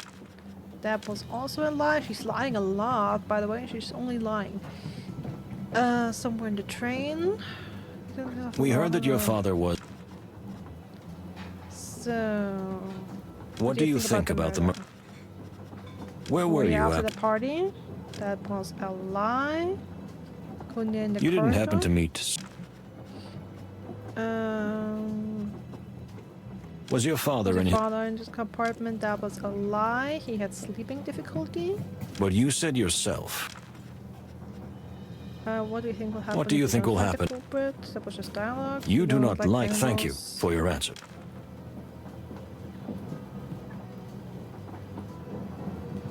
And there we go. 5 stars. Perfect. Perfect questioning.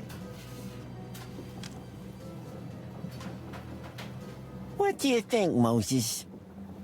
I don't know. My head is still spinning. I think it's too early to jump to conclusions. But what worries me most... Is that almost everyone seems to have a motive? And yet everyone seems to have a solid alibi.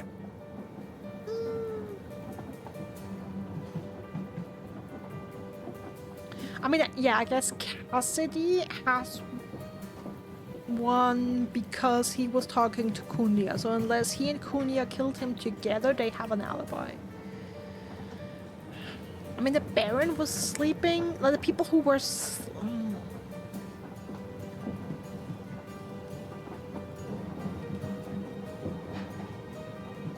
Yeah, I mean, I guess it makes the Baron the most suspicious.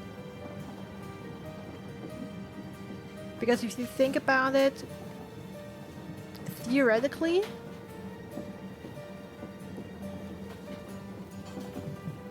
the murder would have needed to either go past them. Like, if we assume, like, right now it's my assumption that the murder happened while Cassidy and Kunya were talking in the corridor. And if they were talking out there for a while, then the murderer must have passed them, which they didn't mention anyone passing them.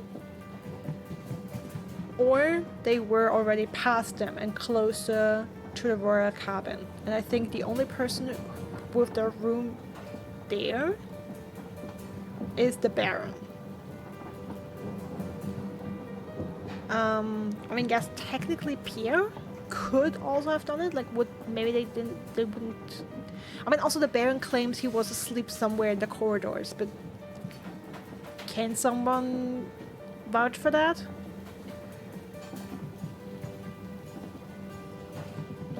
Yeah, and unless the person, like the murderer, has already moved in the direction of the royal cabin before Cunha left. Yeah. Oh, we'll see. We'll see. We need more. Except you. We are not doing too well, my friend. Yeah, we've only started the investigation. But you don't think it was you, do you? Just a first round of questioning. Give yourself a little bit more time. I can only repeat myself. I'm not ruling out any possibilities. Anything with fur on it. What have we got ourselves into? Well, we'd better get some sleep. What? I'm sure we could stay up all night theorizing, but we just don't have enough leads. And our brains work better if we rest. How can you sleep in this situation? Panic never helps, my friend. And a calm, relaxed mind is always sharper. I'm telling you, you are from another planet. I'm not ruling out that possibility either. You're just joking, right? You think so? Enough of this. So, off to bed? After Good bed. night, my dear friend. I guess I'll think things over one last time. You'd better. Good night, Moses. I hope no one else dies tonight. I beg your pardon? Nothing.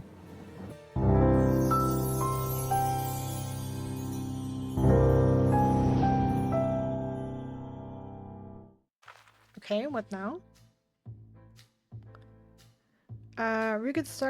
Construct a story using event snippets, animals and objects. Components can only be used once. Each panel begins with a sentence fragment. Add the matching components to complete the panel. You can track your progress as well as the number of panels to solve at the top of the screen. Okay, minigame.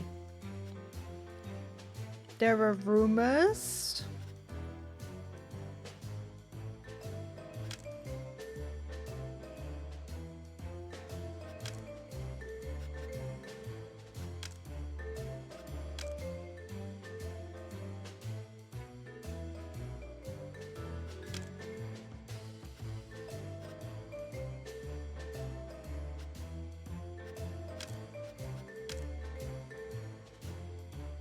Bought a bomb on a train, bought an upcoming war, because of a missing person. The two ambassadors is well known. Everyone with one plays between two kings. There are rumors about a potential killer.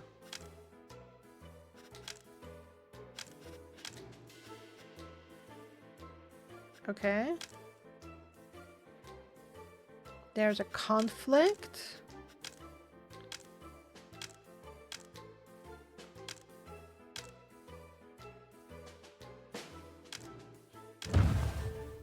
Between two superpowers, okay?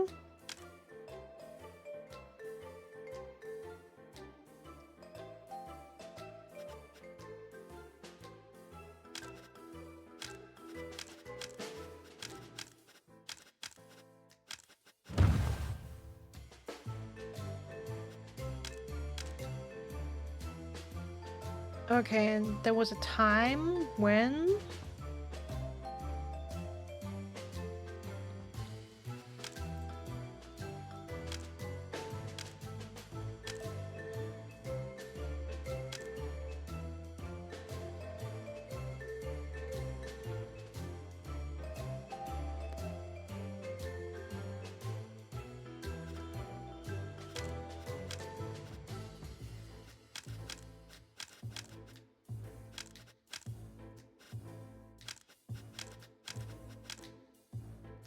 The two ambassadors were alone? No, I think that happened.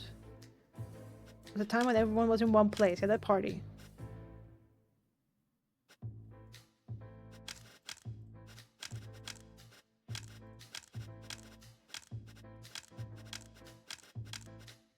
Okay. There was a time when none of the two detectives were conscious. That is also true. Yeah.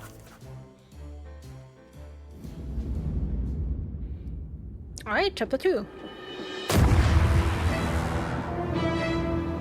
Oh no.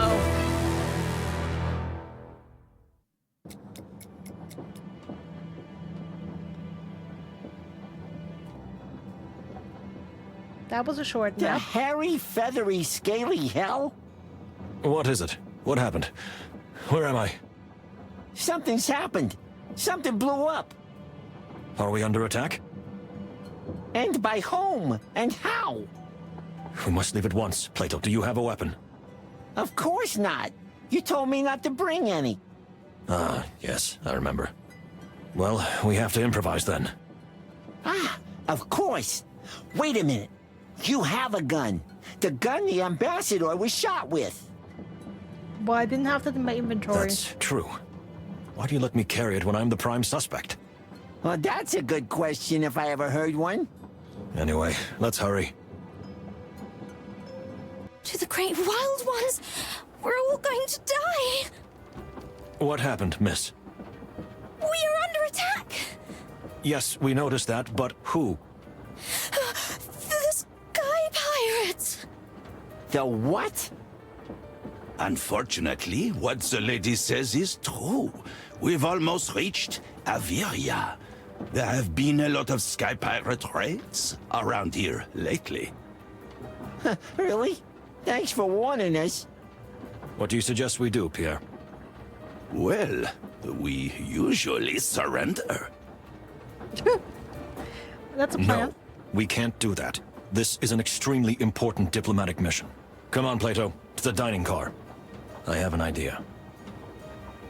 What are you doing here? What am I doing here? We're under attack. I just, I always wake up hungry in the morning and I found these cakes and all these other goodies. All right, go back to your compartment. But I'm not finished. Go back to your room, now! Okay. No need to get upset.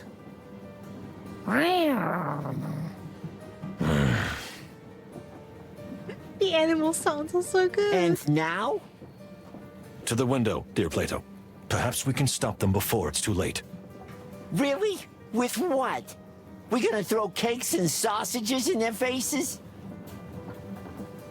Worth a try. That's what I was thinking. Is that what you were thinking too? What? I was only joking. No, let them have cake. No. You're a genius, Plato. Just accept it. If you say so.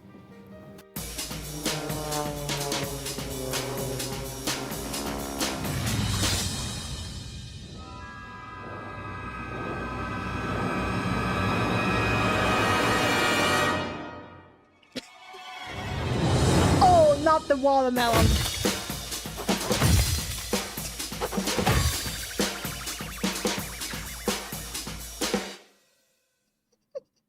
I think it's over. What a nightmare. And the cookies are gone. You have nothing to fear now, miss. It is so fortuitous that you were here. Well, yes. You see, it's nothing. Moses, there's someone there, behind you. What? If you'll excuse me, miss. Sir? Oh my.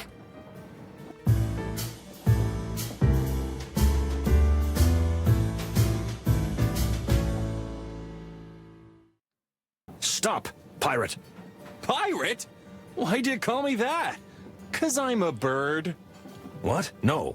Because you looked like one, and also we just repelled a pirate attack. And?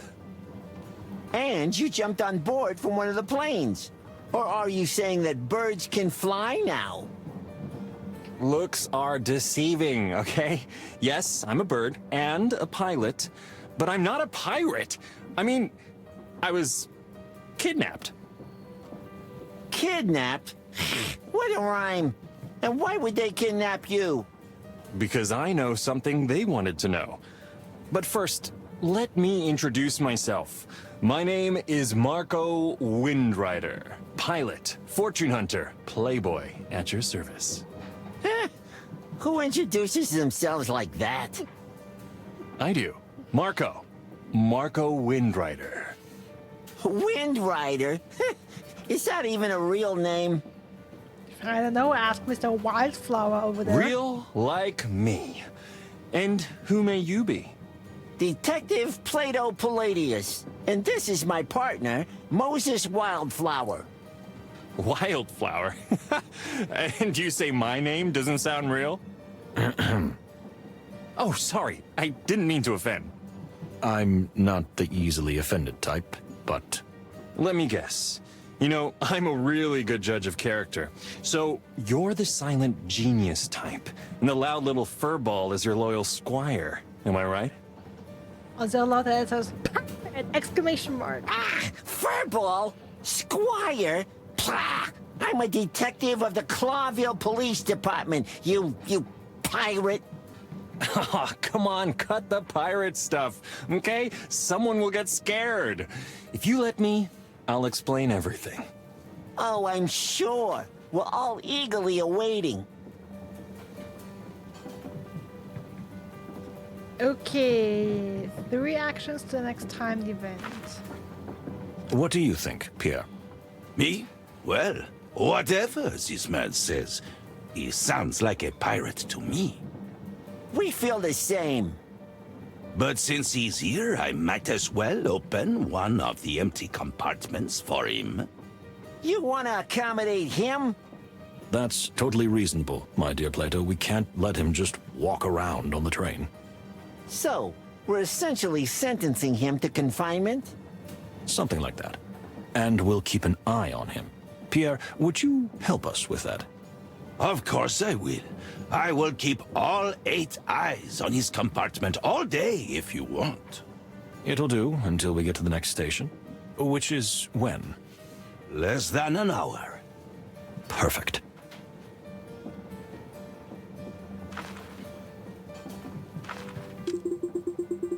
Please watch Mr. Windrider closely. That is his real name. And let me know if anything strange happens, even if someone wants to visit our new arrival. Do you think that would happen? We don't know, but I have a feeling this fella might be working with somebody on the train. I'll keep all my eyes on him. All 6? 8. Not counting my glasses. Haha, that's a good one. No.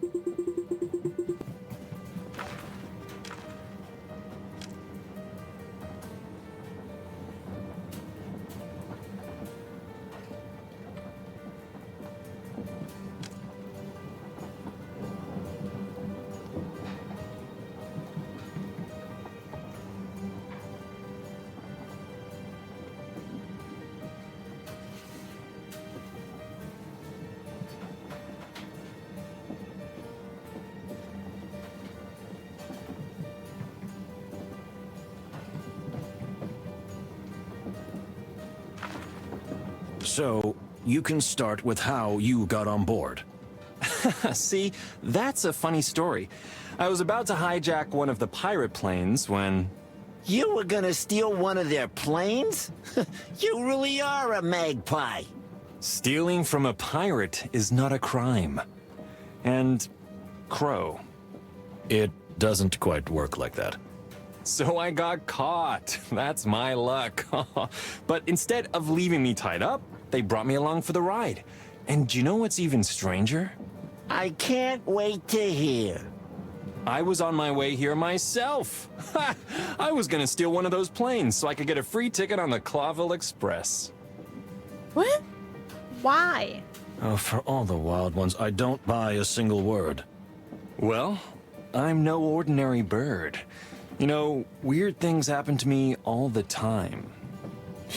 I wonder why. If you don't mind, we'd like to dig a little deeper.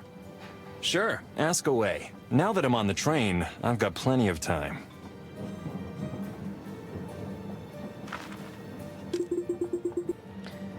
Go on, do your job, coppers. And so we shall. Let's see. So, let me get this straight. Are you a pirate or not? My name is Marco Windrider. Pilot, fortune hunter, playboy, at your service. Yes, we've been over that. You said that already. What the hell, are you rehearsing this? Well, you know, it's kind of a catchphrase. Harry heavens. Stop monkeying around and speak plainly. Hey, okay. Who's the furry little poison sack? Plato Palladius, like I told you already. See? That's what I'm talking about. Please, can you tell me what you have to do with the Sky Pirates? Okay, I'll tell you the truth. So, I was a pirate. Yes? Ha! I knew it! In the past, many, many years ago. So, I know quite a bit about the Sky Pirate families around Averia. Like when I can steal a plane from them if I need one. So, you're not a pirate, but you used to be. I see. And the people you tried to steal from this time, they're your former family? I'm sorry, what? No. The Blood Claw family is a joke. That's why I was trying to rip them off. Blood Claw family? How theatrical, right? They're just a small pirate crew, one of several, trying to scrape a living around Averia. Although the pirate business is getting harder these days. Oh, pity them. But, like I said, that's the past. I'm freelance now. I mean, free flyer. I see. Can you tell us who you are and where you come from? My name is Marco Windrider, pilot. We've heard that before, thank you. A little more detail, perhaps. Sure. Well, I really am a fortune hunter. A mighty treasure hunter. Sometimes I work for myself. Other times, I work for hire. It depends. And this profession, what exactly does it entail? Well, you see, the land of Averia is peppered with hidden treasures and magical old ruins, ancient relics, antiquities, many shiny things worth a fortune, all for the taking, and you can give them to the museums, am I right? Of course. That too. Or other clients? So, you're a magpie who loves shiny things. How original. Hey, don't be a birdist. I'm a crow. So you're into all sorts of rare and valuable objects and sell them on the black market? Ha! You're quite a fox, aren't you? You sniff everything out, huh? Not many secrets can stay hidden from you. Hey, don't try to flatter yourself out of this, okay? All right, easy. So, yeah, I've been fascinated by treasures and ruins since I was a little chick. So, it became my calling. And yes, I am very good at it. May I assume you're on this train for a treasure? For a treasure? This train is a treasure. Please don't try and mislead us. All right, you got me. Boom. Yes, I was sure that on a train with a baron, 2 ambassadors, and an antique dealer on board, I'd have a chance of getting something of value. For the right price, of course. And how do you know all these people are on board? Of course. You're quite knowledgeable about the passengers on this train. Though I confess I knew nothing of you two, I thought the ambassador would have a more famous escort, like the chicken police. I wonder if that's a reference. I know there's a game or games. I believe it's even a series because like a second title to this game. Okay. I know there's a game that's called The Chicken Police, and I believe that somewhat recently got a sequel. I wonder if that's a reference to that game. I haven't played it yet, but I know about it. It's in the backlog. There are 2 of them, yeah. I believe the first one is called Chicken Police Painted Red, and the second one is called Into the Hive. Same developer as this one? Oh, I didn't know that. Okay. Bad Pexy. We're a lot more famous than the damn chicken police. Hey, easy, furry fella. Don't get your tail in a twist.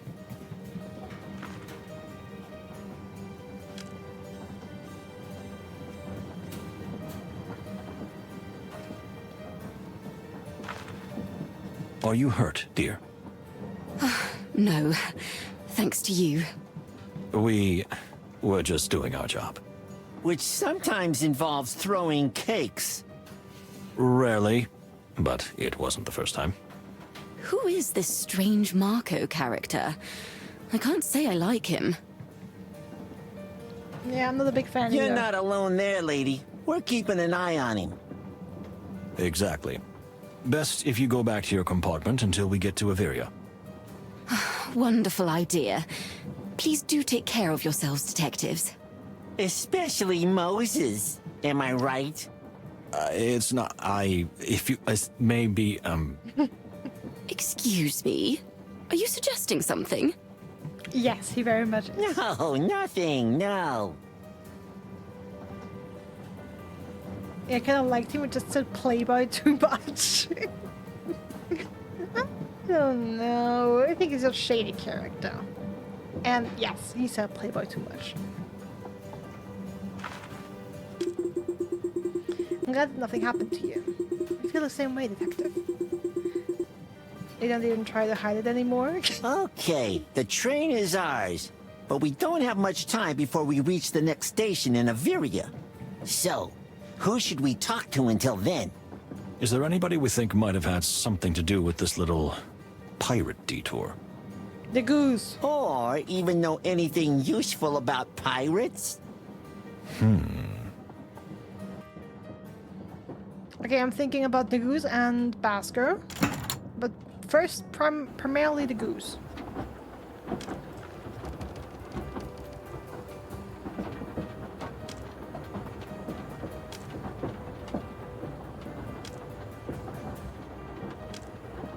But I also want to check, yes. Oh, where's Cassidy?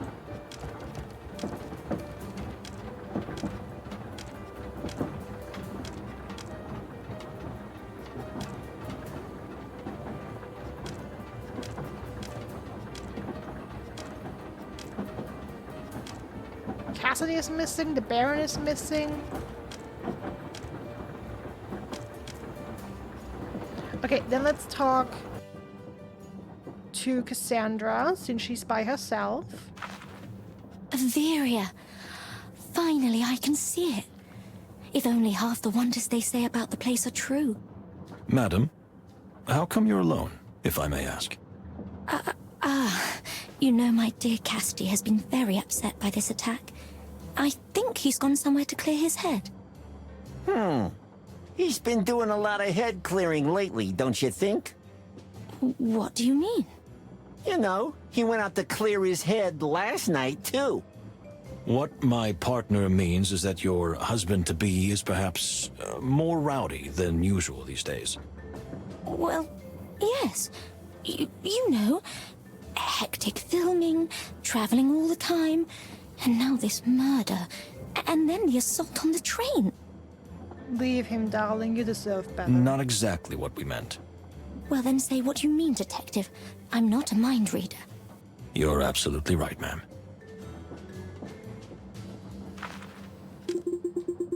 Well, do you have any more questions? Maybe. Let's see.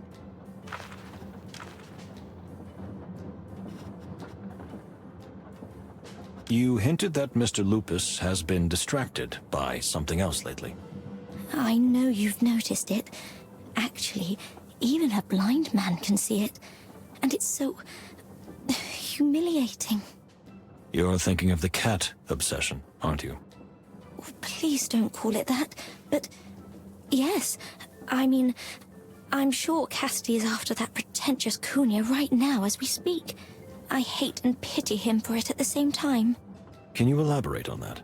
I know he can't help it. It's just raw, animalistic affection. There's no real emotion behind it. It's a genetic thing, I guess. But still, Why can't he control himself? And do you think Cunha returns Mr. Lupus's adoration? I'm sure there's something between them. If nothing else, she's playing cat and mouse, rather, wolf with him. I see. Well, life is hard sometimes. What Moses is trying to say is, we're sorry, ma'am. Thank you, detectives. But don't worry about me. I can handle it. I'm not that fragile. Okay, let's do the same thing we did before. We get as much information out of everyone and everything. Okay, now the royal cabin is locked. Before we use our timed actions. Is this really empty? Interesting.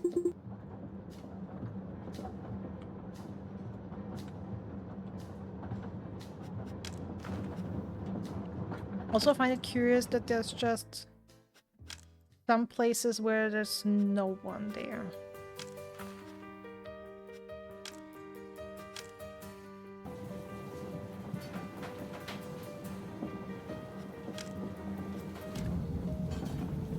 Okay, something to see and something to smell.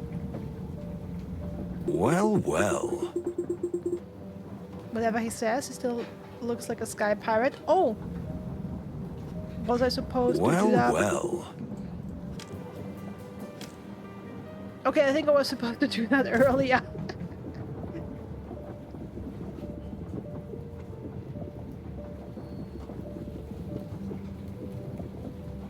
Indeed. Smell of kerosene, engine oil, leather with feathers, and a good dose of adrenaline. Indeed. Okay, yes, I was supposed to do that earlier. Cool. That I still could do it.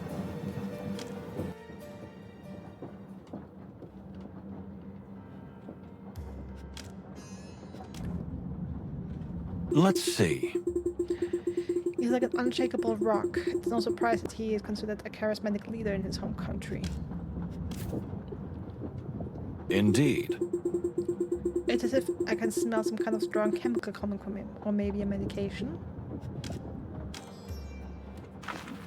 Dear Ambassador, may I ask if everything is all right with you? What is that supposed to mean, detective? The events of last night and now this attack? Indeed. I don't think it's a coincidence. Someone is trying to make sure this peace effort goes down in flames. Wouldn't the death of Ambassador Ignat been enough for that?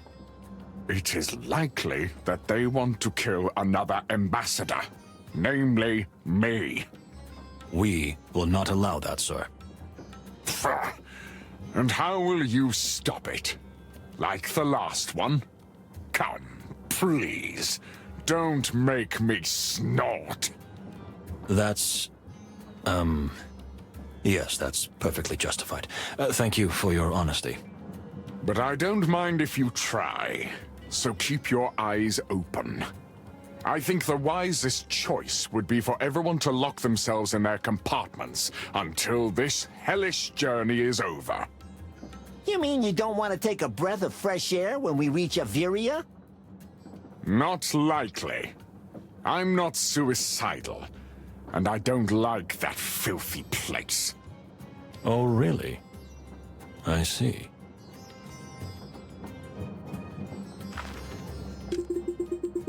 Anything else? Maybe there is something.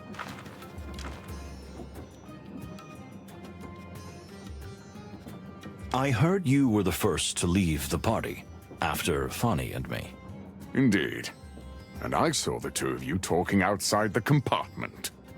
That's right. I saw you too. Then we're clear. Can you tell us what you did after you entered the compartment?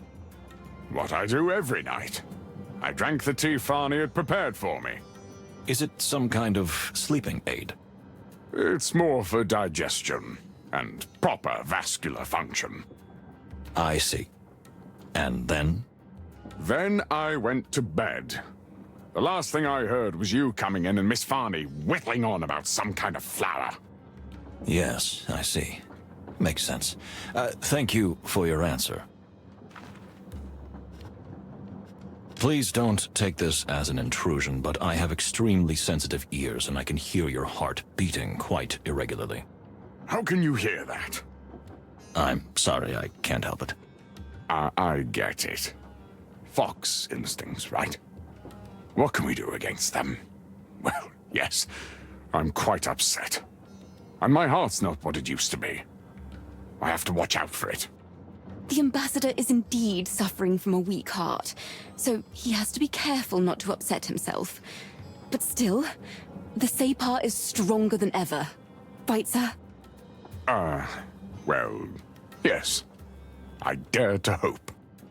If you don't mind, an age-old enemy of yours has died. How does that affect you? You'd think I'd be happy, wouldn't you? Nothing could be further from the truth. How's that? I thought you'd be bursting with joy. Maybe part of me feels that way, yes.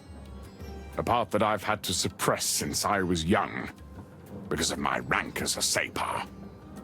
It's my emotional self, which would have wrenched that animal's neck if it could. But my rational self is just upset and afraid. Would you care to elaborate?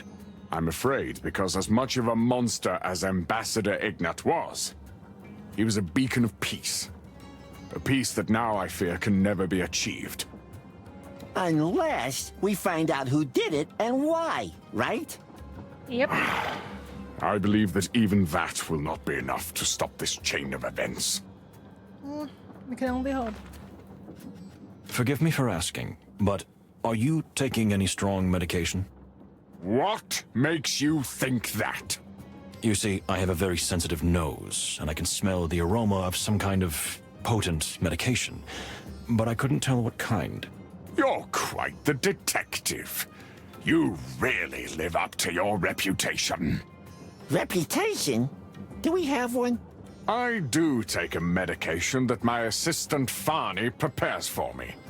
I need it for my heart, but it also helps me calm down and meditate. So, you take this sedative for your heart problems? Something like that. As I said, I also use it for ritual purposes. It helps me relax and connect with my past selves. Past selves? You mean because of reincarnation? Well, well. You are familiar with Tarogoi religious customs? Familiar would be an exaggeration, but I have read a thing or two. Farney is an expert on medicinal herbs, as you know. She introduced me to this ancient medicine, and I've been using it ever since. Even if it does make me a little dizzy sometimes. I feel like Moses has been given the exact same medication. Which makes Fanny suspicious. But of course someone could have stolen something from her. Dizzy? You mean sleepy? More like someone who's had one too many drinks. I see. Thank you, Ambassador.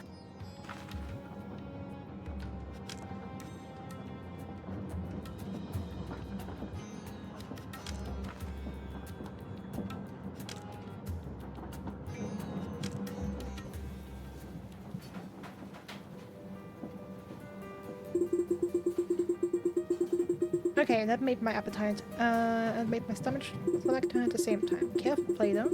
I don't want to get sick over here. You don't have to worry about that, Moses. I'm a war veteran, aren't I? Yes, indeed. Just don't let your old memories come back. My old what?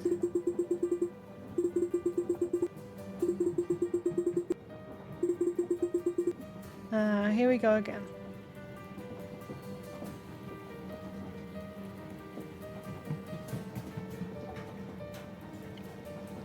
Ooh, 12-color cake with edible flour, garnished from Torogo.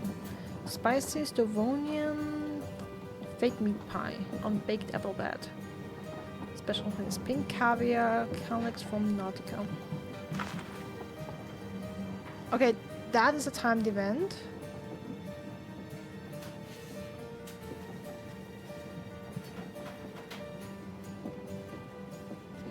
Just a normal dialogue with you, interesting. I'm not sure if I want to do that or not.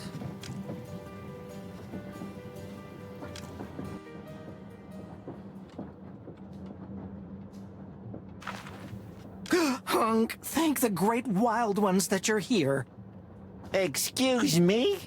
Now that's what I call a turnaround. I mean, Pierre would also be interesting, I guess, since he says, like, he's going back and forth on the train regularly, and he says that pirate attacks have been more common recently, and usually they just surrender. The pirates. Well, that's a matter of perspective. What? Hunk, what do you mean? The attacking pirates were repelled, yes, thanks to my partner and myself. But there's a pirate, or rather an ex-pirate, still on board. Have you gone honk mad? Why did you let him on board?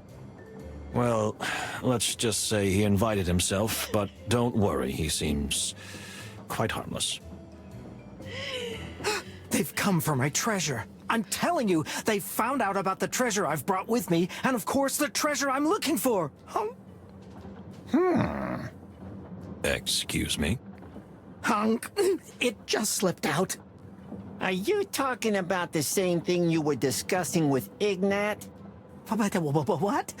No. Stop hallucinating things. Don't play with us, Nils. Someone's been killed already, and the train was almost hijacked this morning. Plato's right. It's not a good idea to keep secrets now. Not even for you. Okay. That thing is really valuable, Hunk. But I don't know exactly what it is. He's trying to fool us, Moses. We'll find out. Let's see.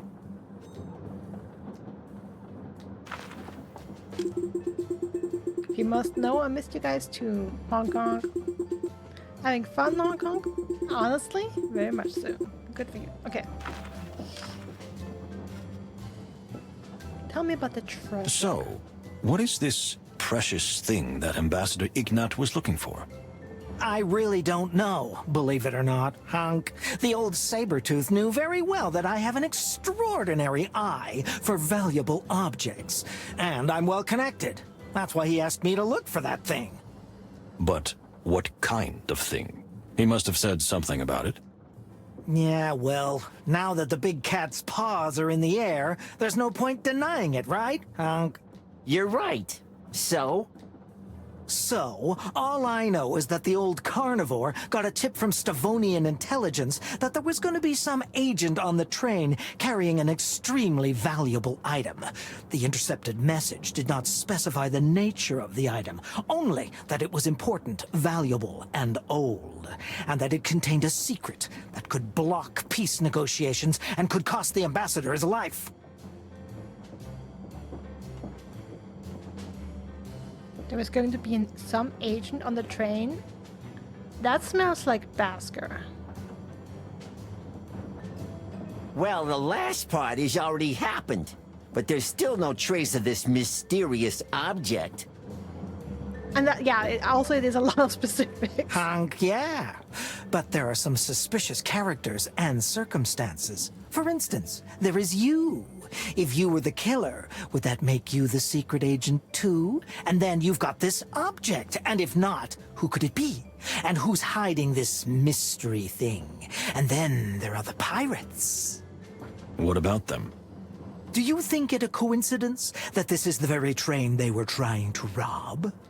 It's a famous luxury train, a rather obvious target. Would be, Hunk, but this trip was classified. Only a few of us knew about it. Somehow, Hunk, exactly when and where we'd be this morning was leaked. Thank you. That was surprisingly helpful. It was? Good for you, Moses. I feel like I know less and less. Every puzzle has a solution, my dear friend, and we will find it. If you say so.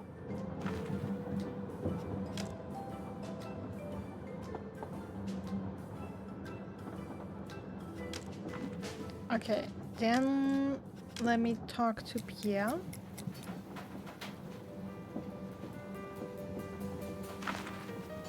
Well, Pierre, how is our little stowaway?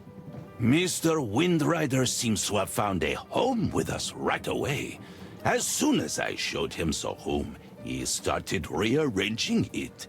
Even a piece of luggage appeared from somewhere.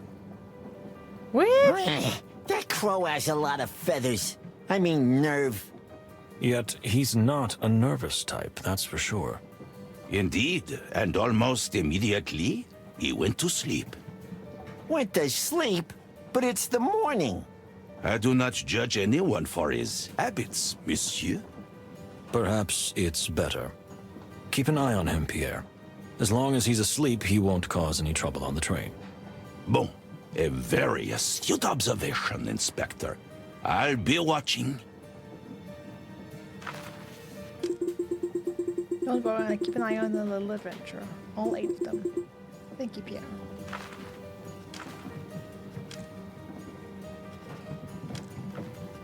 Okay. That cost us 1. Oh, also... Okay, no, I don't have access to any new room. Okay. Basker. Sorry, Basil.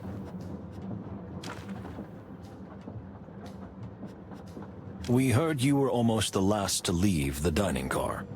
Indeed, indeed. There was only that cold and hot pretty young lady there with me. If I were 20 years younger, I would certainly have invited her for a last drink. Furry heavens. Come on, don't play the prudish copper, you furry little charmer. I saw the way you looked at the Catwoman. No wonder she's quite a predator. Are you trying to change the subject? Or are you just that stupid? Who's changing the subject, copper? Okay, let's skip that bit. So it was just you and Cunha in the car. Can you tell us what you saw?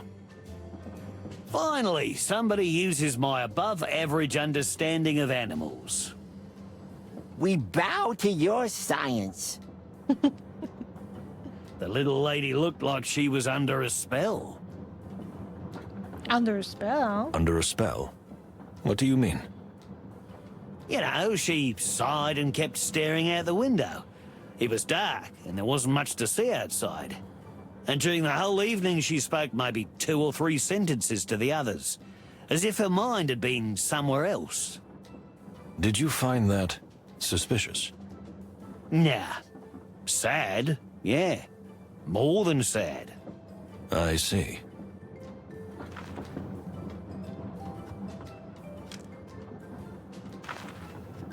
Hey, Basil, you're some kind of worldly wombat, am I right? Well, I'm a guidebook writer, aren't I? What can you tell us about the Sky Pirates? The ones that just attacked us, or in general? We'd like to hear both. All right. Sky Pirates have been terrorizing airships and ships around Averia since flight was invented. So not that long. It's all a matter of perspective, my furry friends. A couple of generations of it, and now there are several clans fighting for dominance of the air. Such as? The Bloodclaw clan that just attacked us. It's largely made up of weasels. Why weasels? They were founded by a weasel, a woman known as the Flying Hag. She had 12 children, 12 sons, all weasels. They were the first clan to start raiding the area, but more followed. So we've stumbled upon the oldest pirate clan. Don't get your knickers in a twist. The legendary Bloodclaw's a shadow of its former glorious self. They're not very menacing nowadays. But they shot at us and almost took the train. Oh, really? You think you can stop a real pirate clan with some fresh ham and biscuits? Well, I don't know. Well, there you go. You're lucky we didn't run into the Muddy Boots or the Scarlet Shats. You're making those names up, right?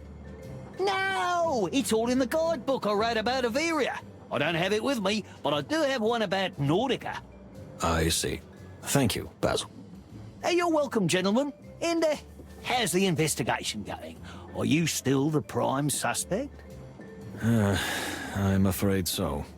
Well, Well, cheer up, foxy fella. You still got a few days left. Thank you. That's encouraging. You're welcome.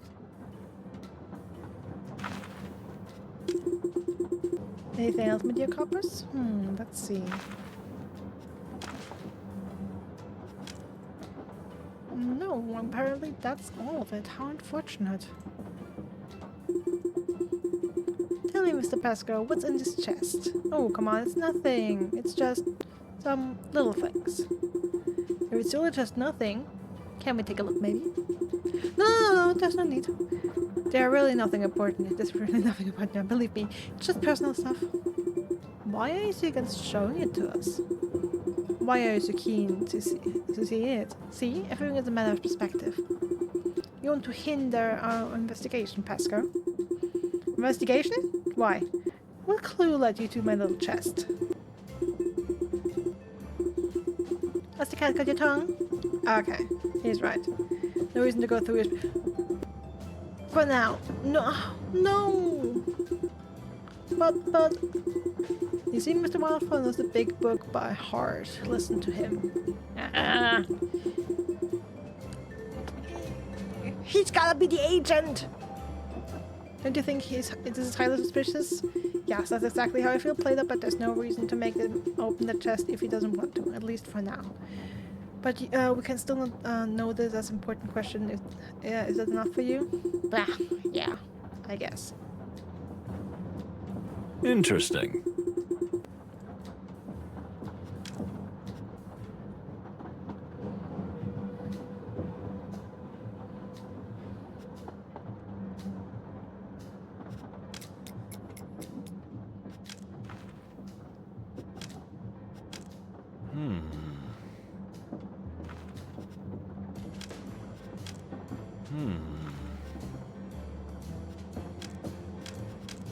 I beg your pardon?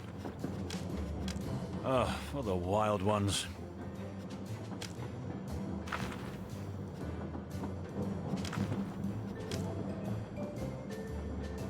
Damn.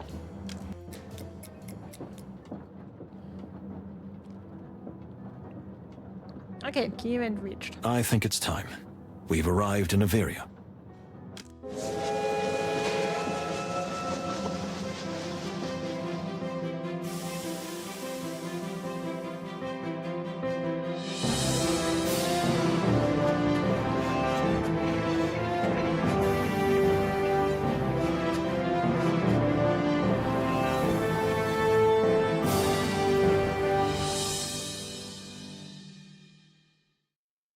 The train crossed a long bridge and survived a pirate attack, finally reaching the magnificent Averia. It promised to be an extraordinary place, a city built on 1,000 sharp mountain peaks and rocky cliffs, with branches extending even into the very heart of the mountain. This is the land of airships, and also the land of freedom, at least according to the rumors. Let's see how much of what we've heard about this ethereal place is true, and how much is just a fairy tale. So here we are. What do you think, Pierre? Can we let the passengers out to the wild? I don't think we can do anything else, Monsieur Moses. The passengers are tired, scared, and angry. Locking them up would only add fuel to the fire. But what if the murderer escapes? Or say gets rid of vital evidence? That's what I'm afraid of, my dear fellow. But I think Pierre is right. We can't lock everyone in their rooms, especially since, unfortunately, I'm still the prime suspect. I mean, the thing is, if someone bolts, then that would mean they are the murderer. So they would pretty much out themselves. They would still be on the loose, but at least then we kind of would know who it is. I suspect that's not gonna happen because then kind of the game will be over. Getting rid of vital evidence could be an issue though. So what do we do? We simply try to keep an eye on everyone. Pierre, can we count on your help? Naturellement, detectives. I'll keep all my eyes open.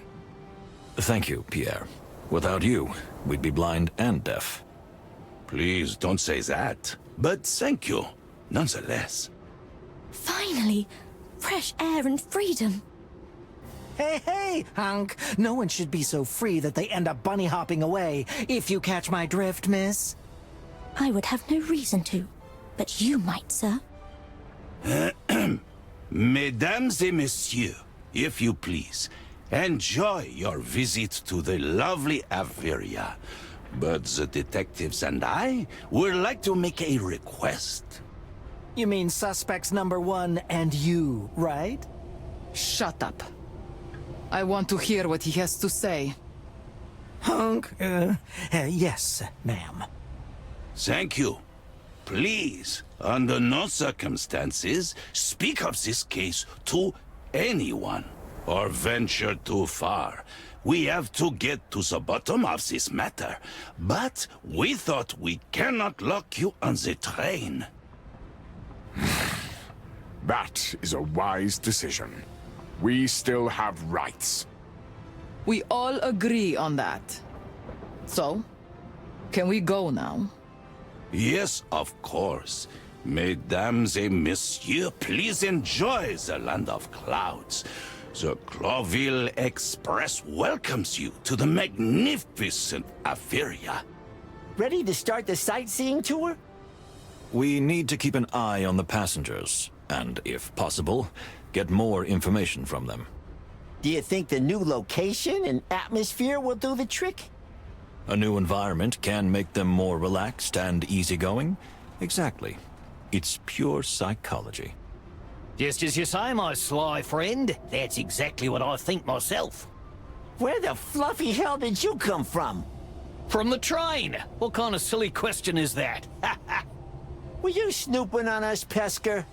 Oh, come now, no. Haven't you heard that wombats have extremely sharp hearing? No, and I don't believe it's true. Well, everything's a matter of viewpoint, isn't it? Just keep all your senses open, gentlemen. Avera's beauty might dull them.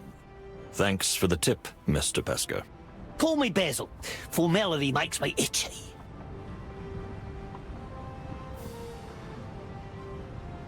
Okay, one timed action.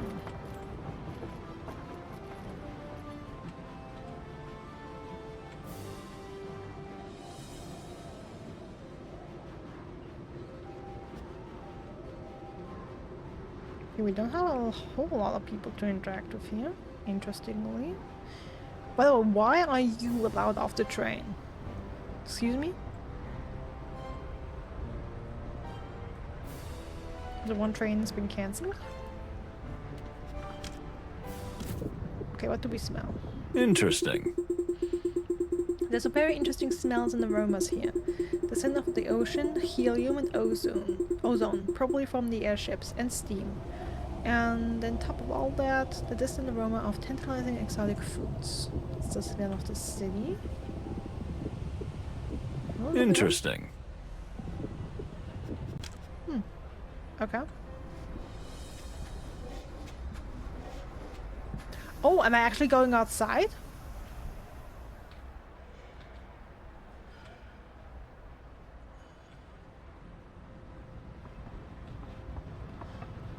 I did not think I would be going outside.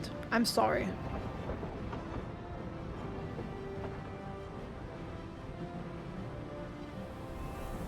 Okay. Well, well. Who would have thought that we would experience so much atrocity by the second day of this journey? How are you feeling, dear Baron? Well, now that we're finally out in the open and on solid ground, I must admit, much better. Though skipping breakfast has left a deep mark on me. You mean the pirate attack, don't you? Oh, yes, that too. Please enjoy your stay in Averia. I'll try. A little too many birds here. Well, this is the land of birds, right? Yes. Unfortunately.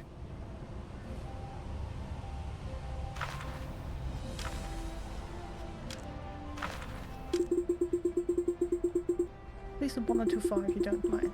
Who, me? If I can, I would move a foot away from the train. Although, there are some pleasant smells coming from the city. Tell me, Sir Baron, Are you always hungry? Am I? Well, mostly. But especially when I'm interrupted by pirates during my breakfast. What a bunch of bastards. Well, I can understand that. Anything else? Don't you want to go now? Hope they get the hint. We get the hint. Goodbye, Baron. Huh, our little ex-pirate. Hello, fellas. How's it going? Have you settled in on the train yet? What a great question from a great chap. Yes, thank you. I'm quite comfortable. So you'll be traveling with us all the way to Clawville? Unless I get murdered before. Oh, right. It's too soon to joke about this?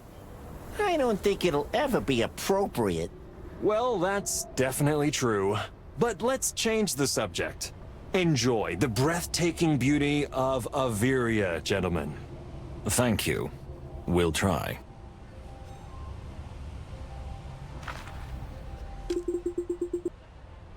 Everything alright, boys? You're just gonna stand here all day?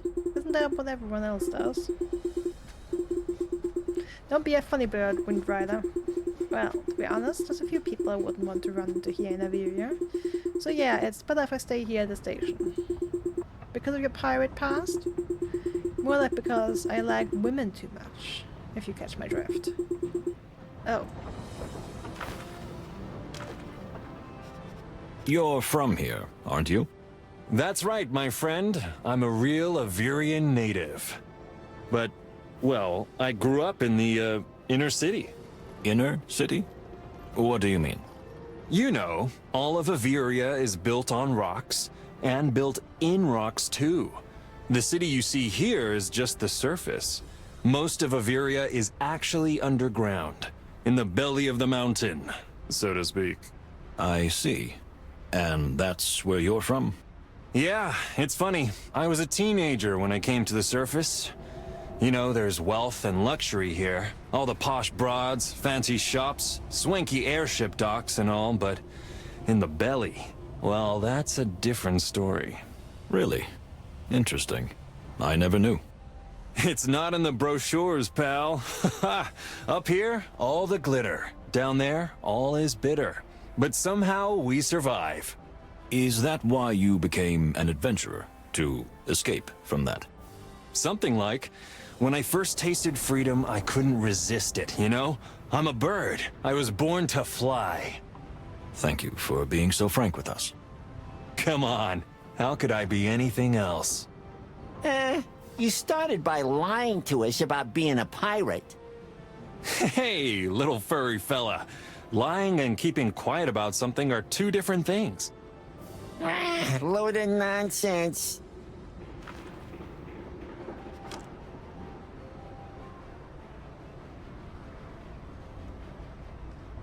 Alright, let's talk to Hong Kong. But I'm not sure if I want to continue playing for another hour or not. Please don't wander too far, Mr. Hong Kong. I could say the same to you, Mr. Murder Suspects.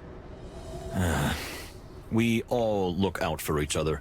We are watching you, and you can do the same with us. And I will, Hank. Anyway, can I look around a bit? This city is famous for its magnificent markets and its antique treasures. Don't wander too far, please. We don't want to lose track of you. Or lose some valuable treasure, for that matter. Hey, Hunk, the very suggestion is offensive. And flattering a little, but still insulting.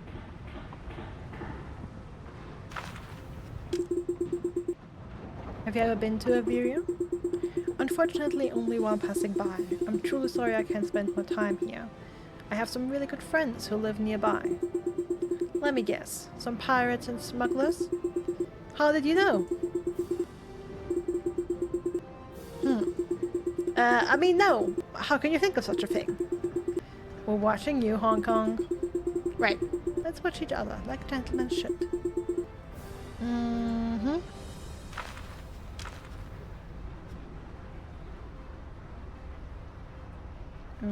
Okay.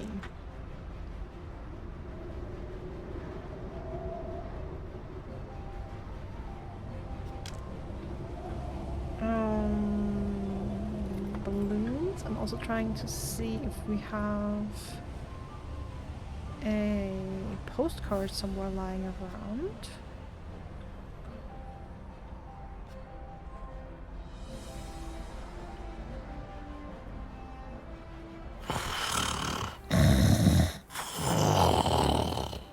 Everything all right, my dear friend?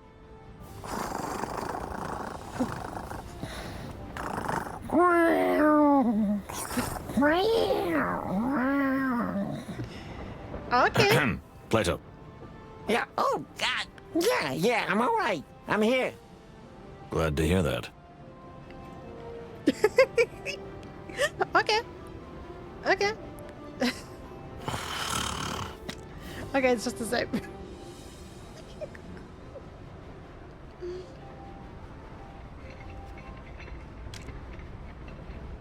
Okay, that's outside. Good. You could go into the city town. Okay, that's definitely postcard. Yeah. Averia, fly on the wings of the wind and always be something. Couldn't read that because there was a finger in the way.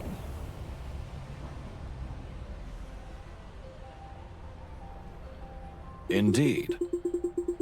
The airships are symbols of Averia, and also of the modern developing world. But why do I have a feeling that these magnificent giants are doomed to extinction? Well, The well. sky, a city in the clouds. I don't deny that it lifts even my unsentimental soul a little. Well, well. Indeed. Okay, we have the airship dock, which I guess is a place we can go. Machinery, okay.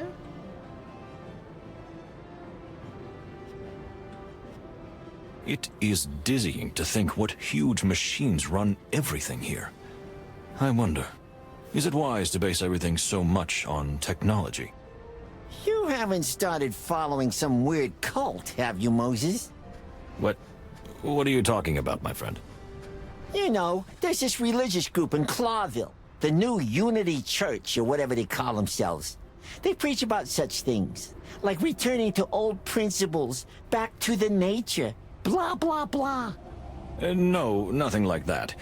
I just think that technological explosions like the one taking root in Averia often bring about social changes that civilization simply can't keep up with. At least not with its sanity intact. So we're hurtling towards total madness, huh? Well, you could put it that way. For now, let's just worry about tomorrow, huh? Like how to clear our tarnished name. My name. They only suspect me. Wherever you go, I'll go with you. Even to prison? If I have to. Damn, what a friend. That's sweet. Yeah, that's me. A little kitty with a big heart.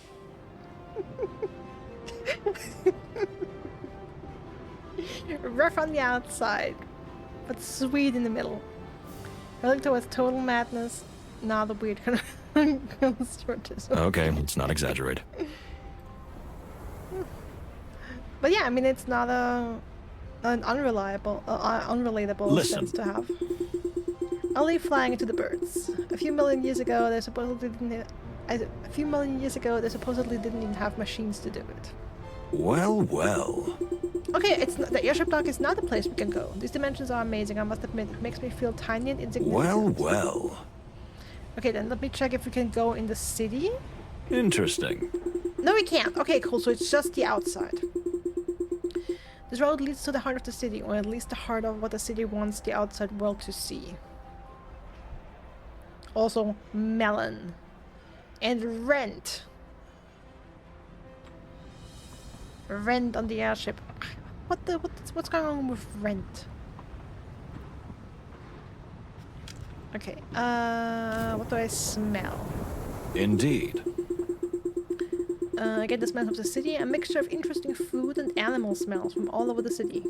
Well, Averia is famous for its rich and huge markets, so that's certainly where these scents come from. Okay, what else does my snout tell me, or is that all? funny. A lovely fragrance. Ugh. What is it? Did you really just sniff the lady? Well, how shall I say? Ugh, you know what? Never mind. It's your business. No, I'm just doing my job, Plato. I'm collecting clues. Clues, of course. Yeah, suit yourself. But...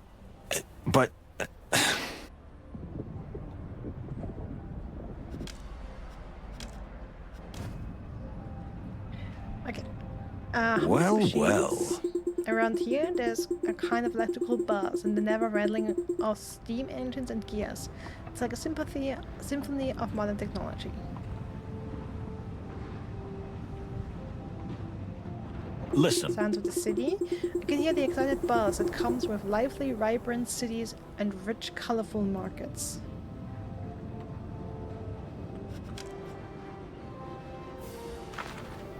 Isn't it wonderful? I'm just so sorry that this terrible murder overshadows this moment. Well, yes. I can understand why you say that. Do you see how beautiful the sky is around here? The sparkling, shimmering lights, the vibrant colors. I doubt Moses would notice such things. Why do you say that? I can appreciate the artistic beauty of a place. At least I try to.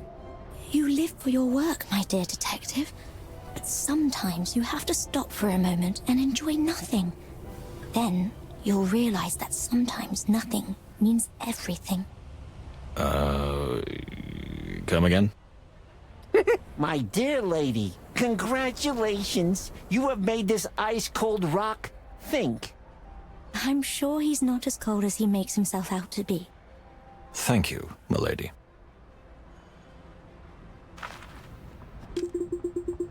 Enjoy a moment of peace while it lasts, detective, and fill yourself with life. Right. If I may say so, Miss Faye, you're in a very philosophical mood today. All this horrible stuff that's happened made me wonder if I'm living every moment of it. Have I made you think again?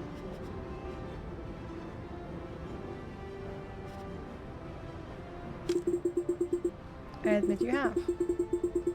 Oh, I'm so happy about that. I love making people think. I bet. Okay, no other things we can ask her about at the moment. So let's talk to Fanny, and that should be... Oh no, Kunya is back there. I didn't see I totally did not see Kunya back there. What the hell? Okay, then Fanny and then Kunya. I wish to fly someday. Well, your ears are too small for that. What's that, my dear? Oh, I was just daydreaming. I've always been fascinated by flying. Aeroplanes, hydroplanes, zeppelins and balloons. Ever since I was a little girl, I've dreamed of soaring above the clouds. When this trip is over and we're all out of here with our fur intact, I'd love to take you on a balloon ride. Oh, really? He who is not a fan of flying and leaves it to the birds? You are so hooked, baby. Really? You're just teasing. No, I'm dead serious. Escorting you. We have to get out of prison first and escape the war, of course. Well, yes, that's true. Thanks for bringing me back down to earth, my dear fellow. My pleasure. Anytime. Ah, buzzkill. Killing off the budding romance between those two. I mean, also it would be hella tragic if Fanny turned out to be the killer. This place is so mesmerizing, so fresh and free. You know, miss, beneath the shiny surface, there's often a hidden darkness. Oh, you're not referring to me, are you? What? Oh, no, not at all. How can you even think that? Thanks to the great wild ones, I was so scared for a moment. I mean, maybe I have to interact more with Fani in the upcoming chapters. Other characters have been more interesting. But I don't know, right now I'm getting the feeling that Moses is, you know, maybe not totally objective when it comes to her.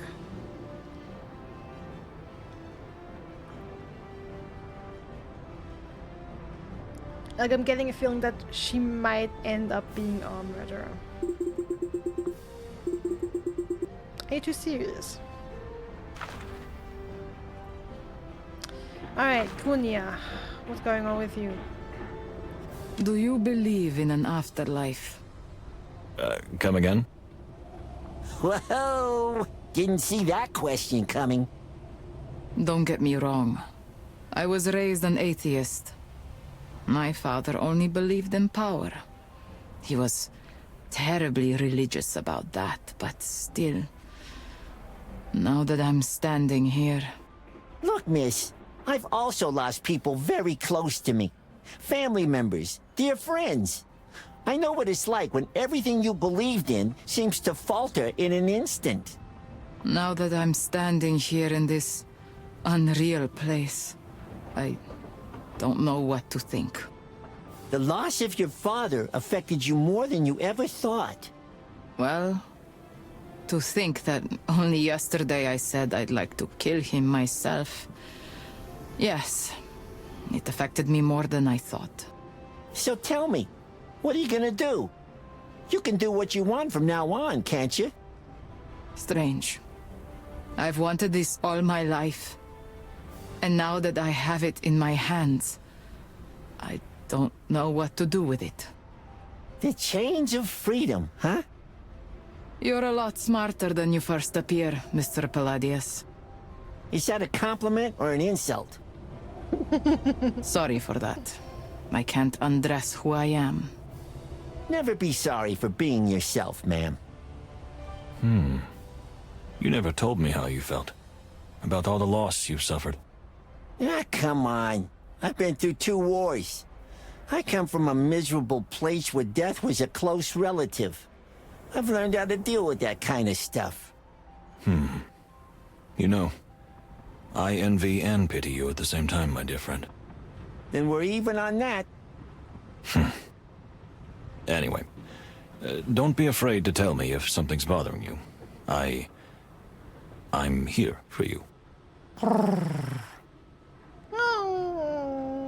What is it? Did I say something wrong? No, Moses. On the contrary. Well, yeah, airships are great, birds are cute, but are we done here? Unless something truly unexpected and surprising happens, then yes. Wow, I think you just hit the nail on the head. Look over there. Ah, of course, it's Hong Kong.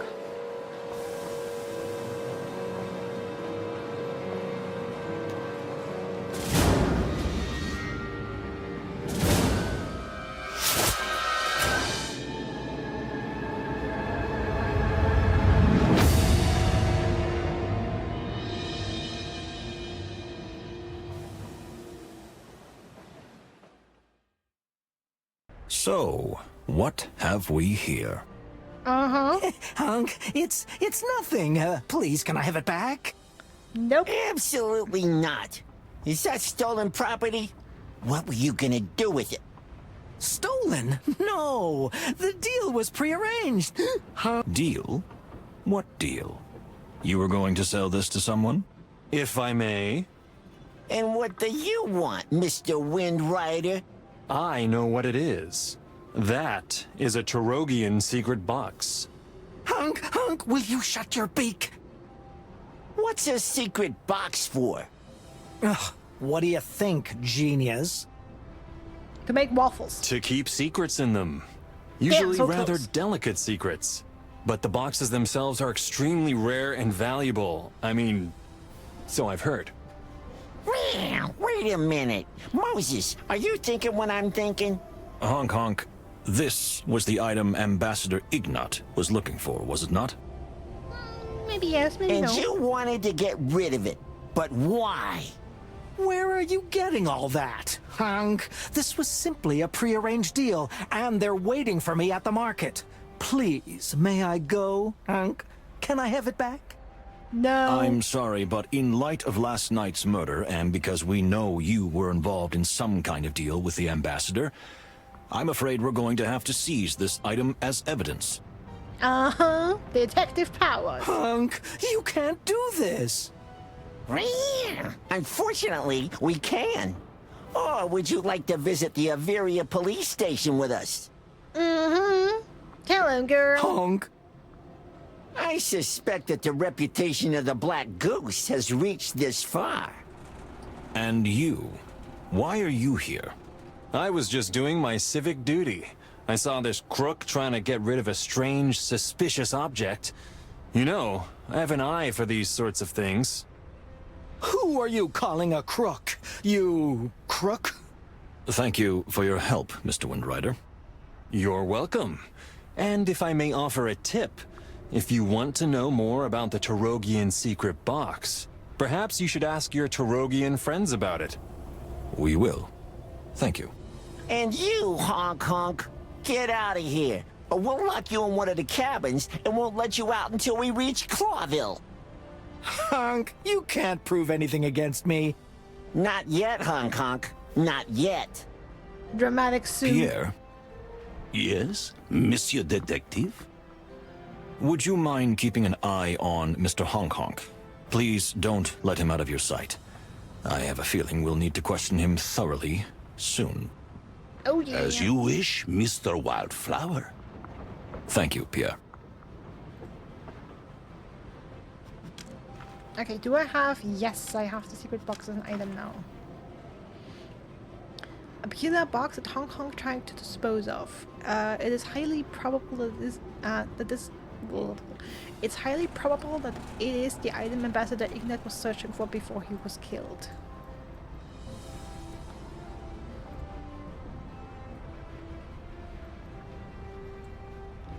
Oh, please let me solve the puzzle box. I beg of you.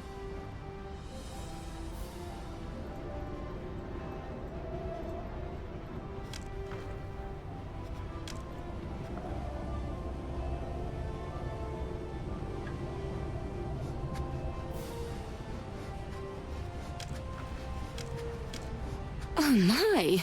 Where did you find it? Madam, can you tell me what this is? Of course.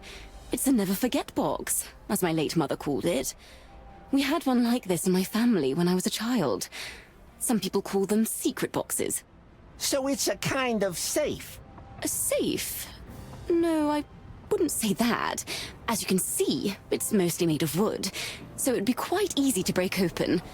This object has more of a spiritual significance. Spiritual? Religious. According to our traditions, whatever is placed in this box will never be forgotten by the person who put it there. Others believe it has magical properties. The object placed inside is imbued with great power. Or, if you place a wish there, it will come true. That's very interesting. And do you know how to open it? Now that is most interesting. Every such box is completely unique, a handmade work of art. So the method of opening is also always unique, following the artist's own style and way of thinking. So there's no kind of key for it? Usually it's a puzzle that can be solved in several steps. Opening it is part of the ritual surrounding the object. You see, if you want to find what you didn't want to forget, you have to remember the key steps first. Ah, that's very clever. Isn't it? Thank you, madam. You've been of great help. I hope you succeed, but don't get your hopes up for some sort of treasure. What do you mean? The box usually contains personal items of sentimental value, not riches. Ah, I see. Thank you, dear.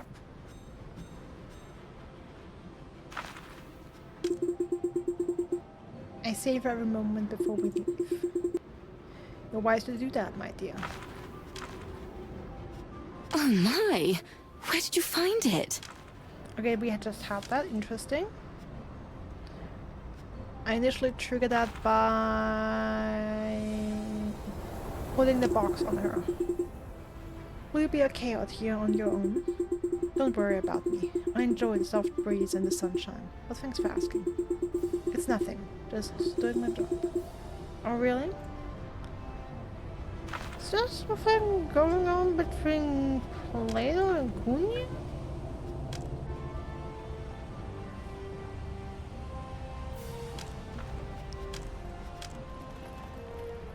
For the wild ones.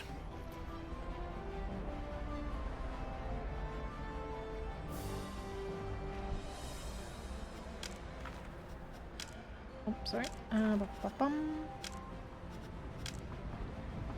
For the wild ones. Let me just try shit. Are you serious? Yes.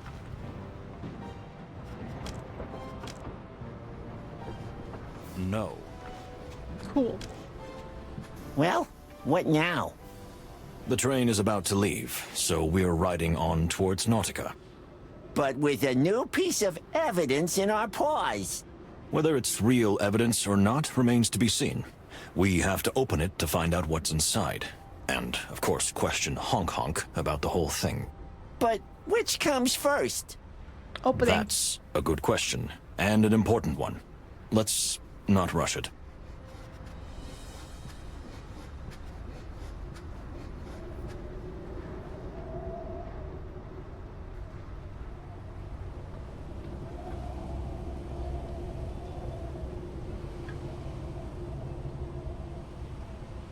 I mean, opening the box is more important to me. But the thing is, questioning Hong Kong first, like having him wait means he has more time to come up with lies.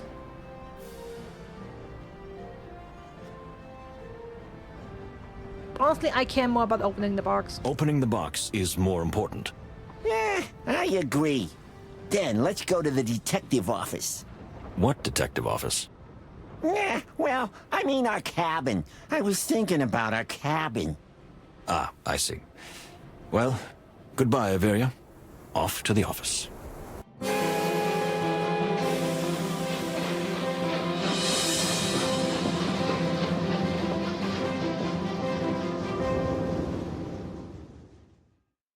So, shall we open it? Looking at this box, it won't be easy. You live for puzzles like this, don't you? I prefer cracking minds to cracking boxes or safes.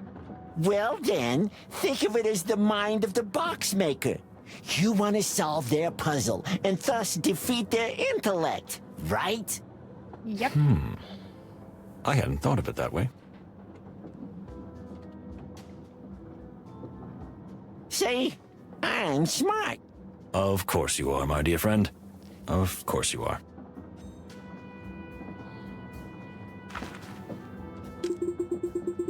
So, shall we look around the train? We still have something. Yep. The mystery box. Are you ready, Moses? I believe so, my dear friend. Yes. I'm going to find what's inside. Okay. There's a key item hidden inside the box. Solve the puzzle to reach it. Examine every side. If something looks like you should move, find a way to make it. Everything you take from the box could be useful later. Anything you say, okay.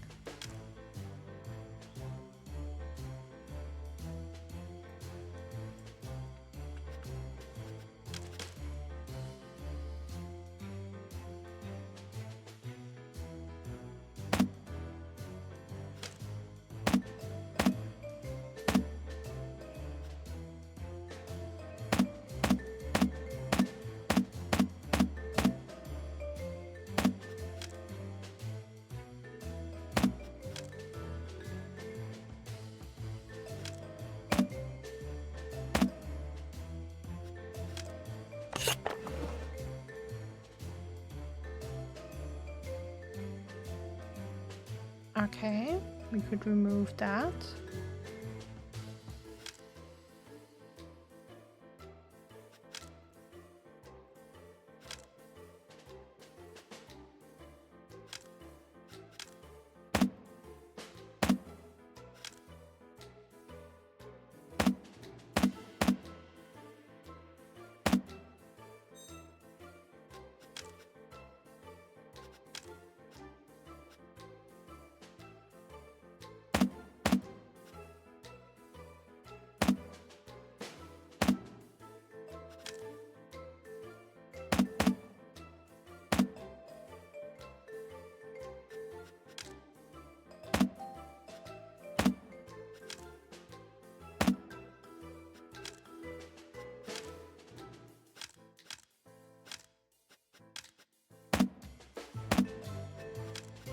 that doesn't fit, okay.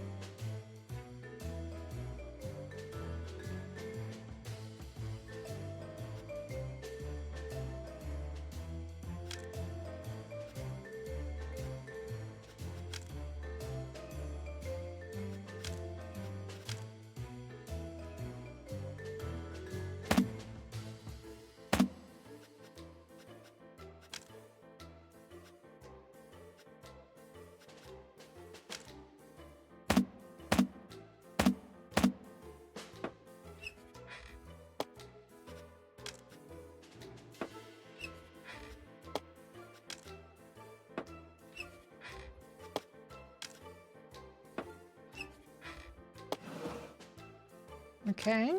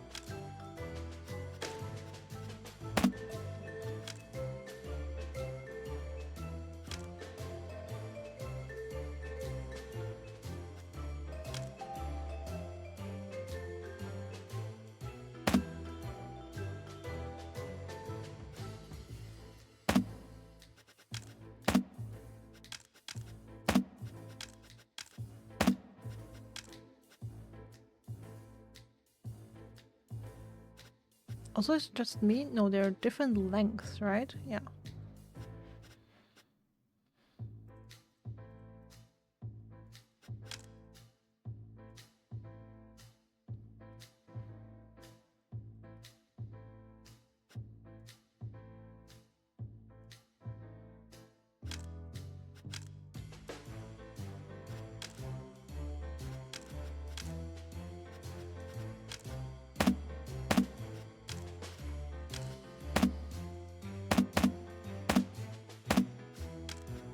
This is a button. Is this a button as well? This isn't a button. This isn't a button. Okay, so only this is a button.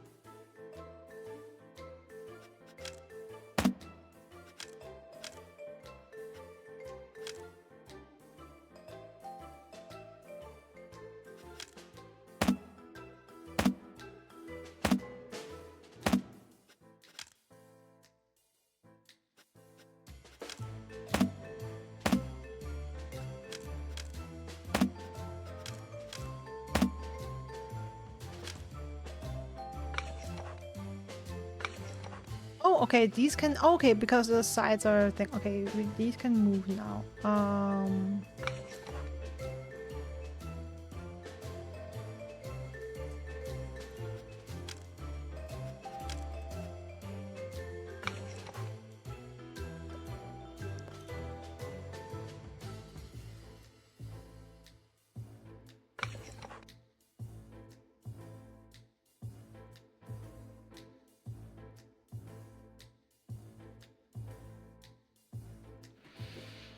Okay, so we have to complete the pattern. So this has to connect here.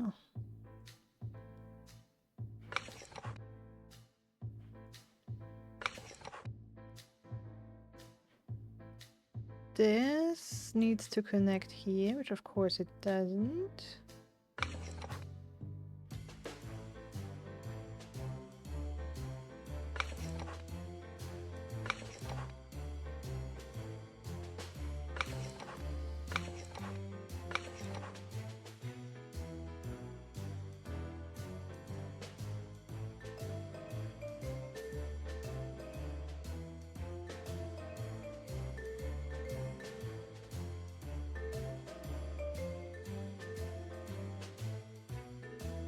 Okay, so this has to connect with this, this with this, this with this, and this with this, because that's those four symbols at the bottom.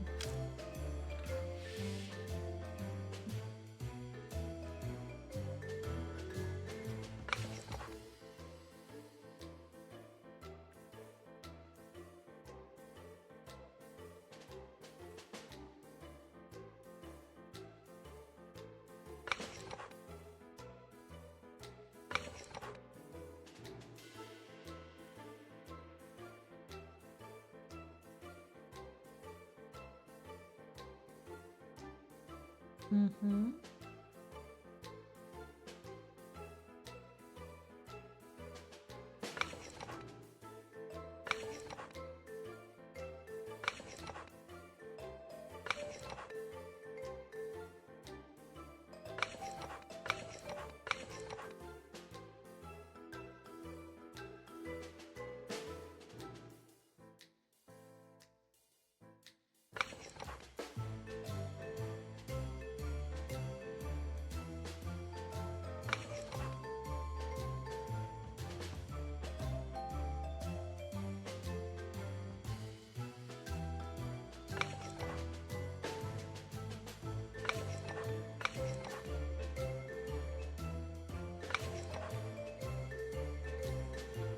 Oh, I'm done.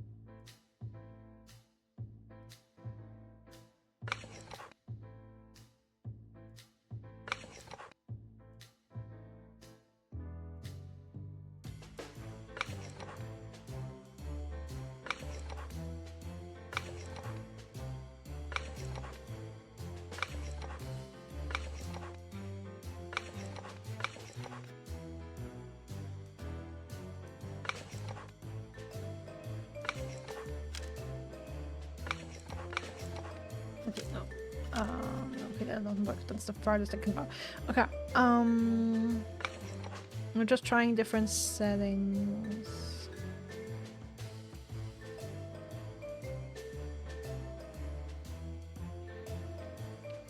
So if I have this here, then this would connect. This goes completely the wrong direction though.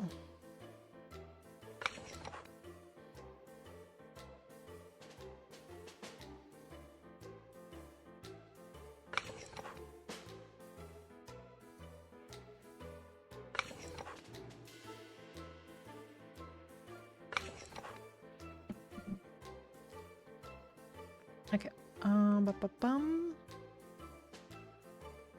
So this.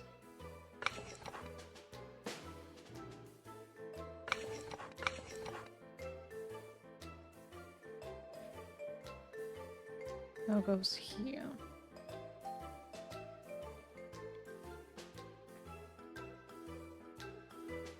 This goes to the completely wrong place, though.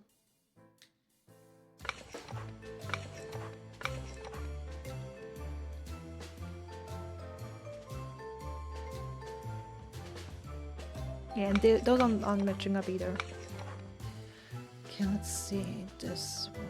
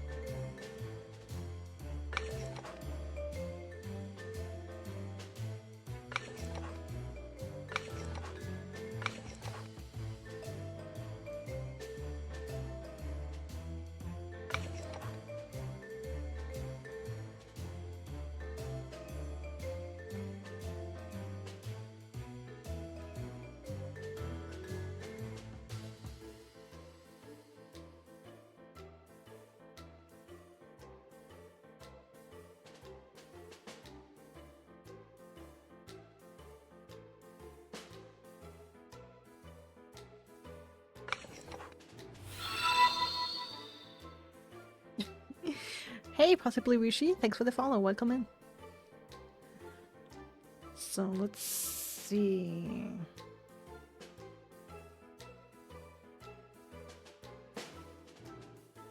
No, that's rubbish.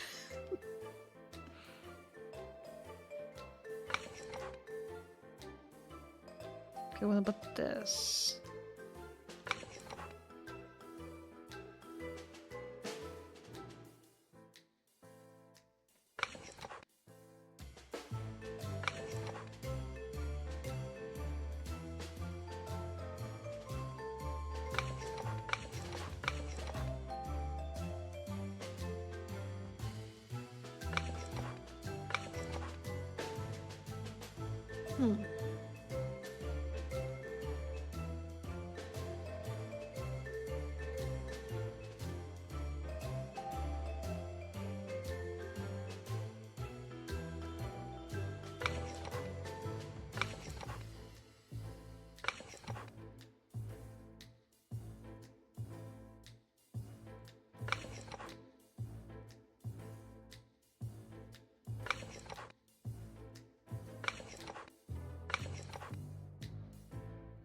Okay, so here...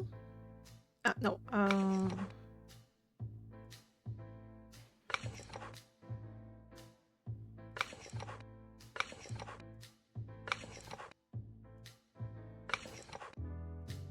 damn it, where was that setting where I had a setting where I had the first two connected.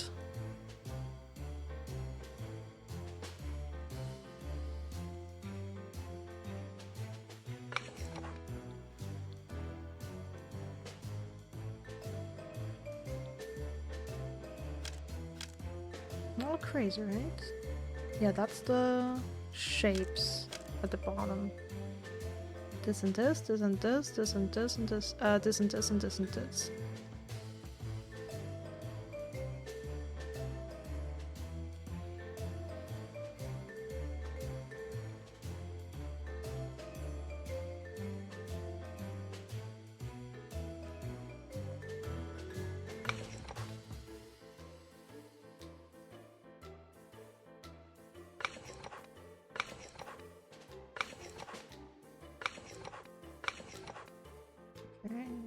can't be this then. That's sort of the same. Since it's the same movement, so it's not really gonna connect here. Okay, this one. Can't be straight. That's not lining up.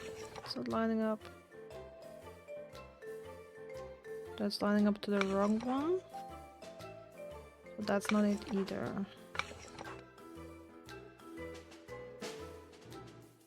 Okay, at least right now it's lining up to the correct. Let's go this. Here, no, that's going nowhere. That's going nowhere. That's going nowhere. Now this is at least correctly lined up. Okay, right, that was it. So if I move this around a little.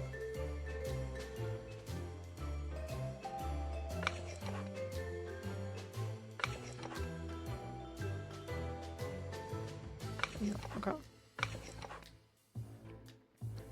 Okay, so here I have one at least.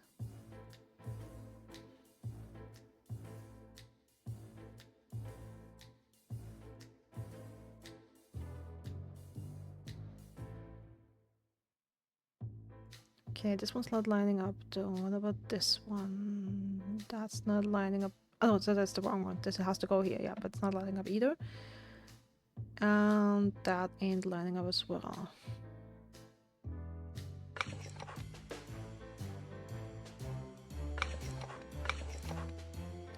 Okay, well, if we start here, then we go here.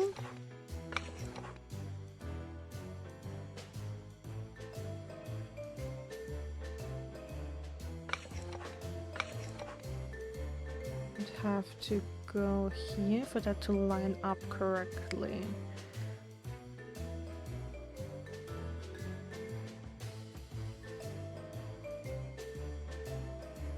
So you'd need to use either of these. This one is not going the right way.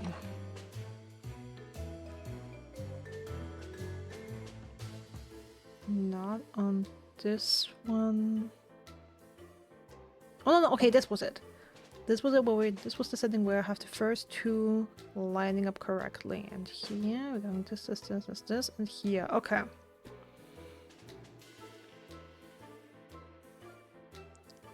And this is going here. Okay, so 3 correct.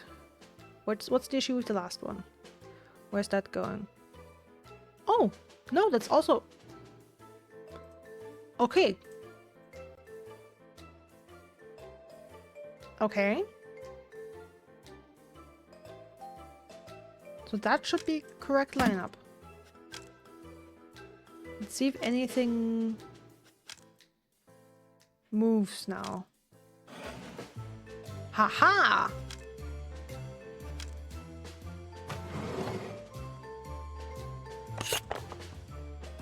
Okay, nice. That's nice. Progress. We have a key, but it doesn't turn.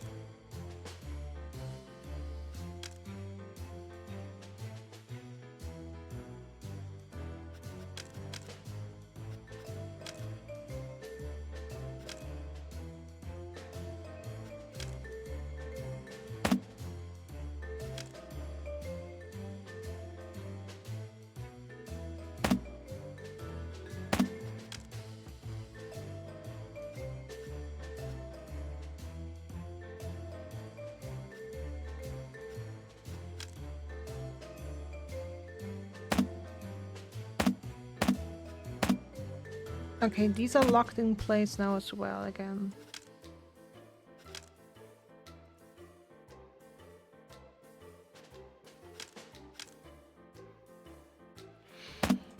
Okay, so it's the same image here and here.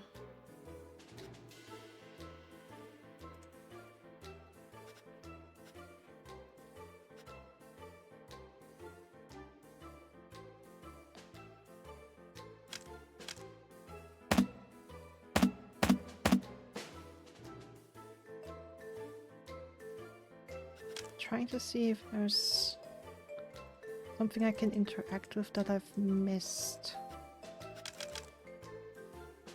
Like a button to press or to push.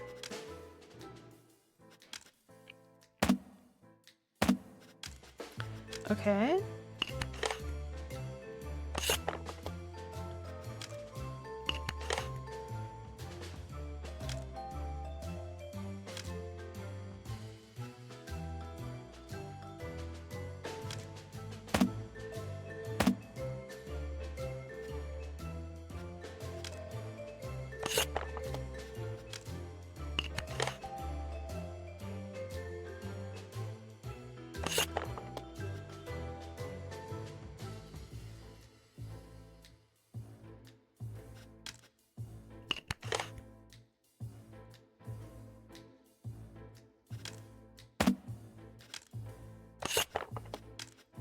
I'm not even sure what's supposed to happen. Okay, let's say it's the golden one, just because it matches the color, I don't know. Might be the wrong one.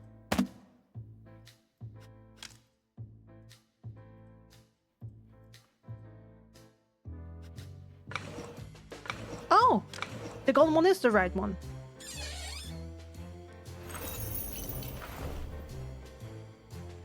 Hey, look at that. Are you fluffing kidding me? Are you saying there was another box inside the box? Not a box, but some kind of decoder. This is getting way too complicated for my taste, Chief. That's weird coming from a detective. In Clawville, we had completely different kinds of cases. Brutal, but simple. Who's the predator? Who's the killer? The husband or the wife? Bang, that's it. Case closed. You have a point there. So then, what do? Start waving this thing around to see if anybody knows anything about it? Absolutely not, my dear friend. If the killer is on the train, they can't know that we've opened the box and have its contents. This will buy us time for them to reveal themselves. You think they'll come after the box? I'm sure of it. So we need to set a trap. A trap! Yo! Now that's more like my jam. One thing is certain. Whatever they want to do, they will do it under the cover of night. Yeah, we still have a little time left. Yes. Let's look around the train to see if we find anything suspicious. Then we'll wait vigilantly for something to happen. We won't sleep tonight, right? Nope. We'll take shifts keeping watch.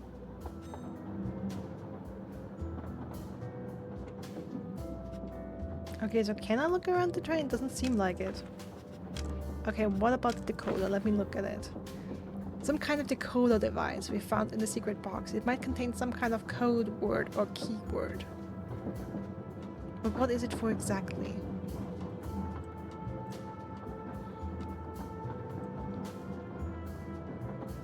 Interesting. We have animals. Is that buttons or is that wheels? Looks like wheels. These look like owl faces. Damn, interesting. Look at that double owl face. It's on me. Okay, interesting.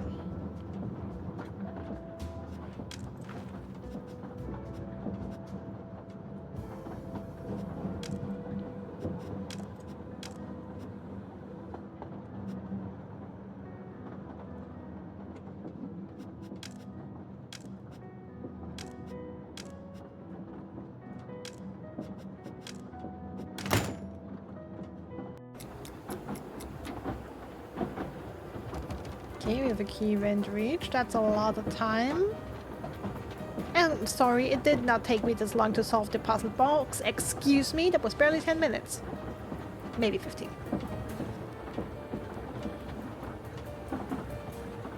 Okay, 3 timed events. Got it.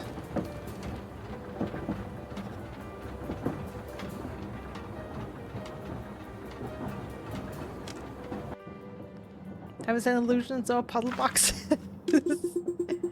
So, shall we look around the train? Still have some time before nightfall. Yep, okay. Alright, let's see if anyone has moved. Basil's still here. The goose.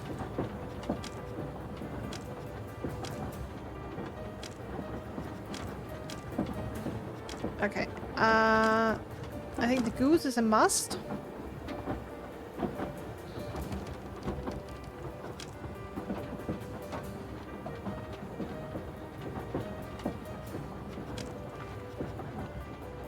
Aren't you supposed to be in the hallway? What the hell?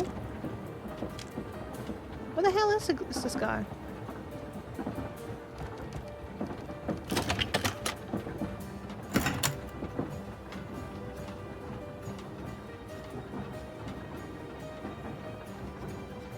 Is the game kidding me?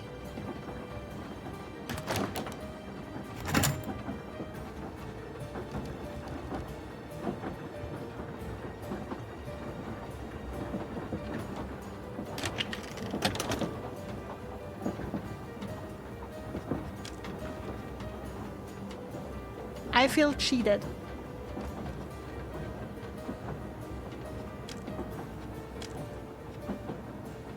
Like the goose should be here.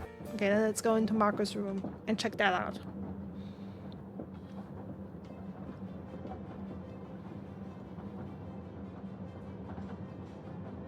Okay. Also do it for me with a kiss. These are also illusions. That's rich coming from you. A real heartbreaker. Am I right? Well, let's just say I'm the type who's not yet ready to settle down. And you have a girlfriend in every harbor, huh? How did you know that?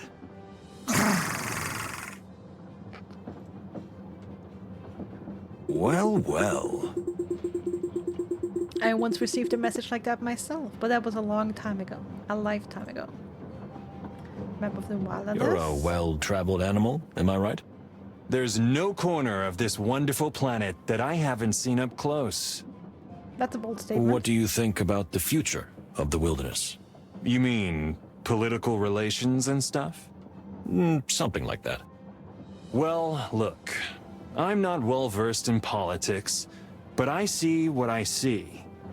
The conflicts between countries and species are only getting worse. What do you mean by that? That was too soon, sorry. The conflicts between countries and species are only getting worse. International relations are heated, and at the center of it all is Clawville. Clawville as a city and the entire colonial empire have grown too large in terms of economic, political, and cultural influence. Yet, at its center stands only a small town and a weakening king, on crumbling legs. A small town? Clawville is the most important metropolis in the whole wilderness. That may be, but a sole city and a king cannot bear the weight of an entire empire and the rapid changes of the modern age. It's simply impossible.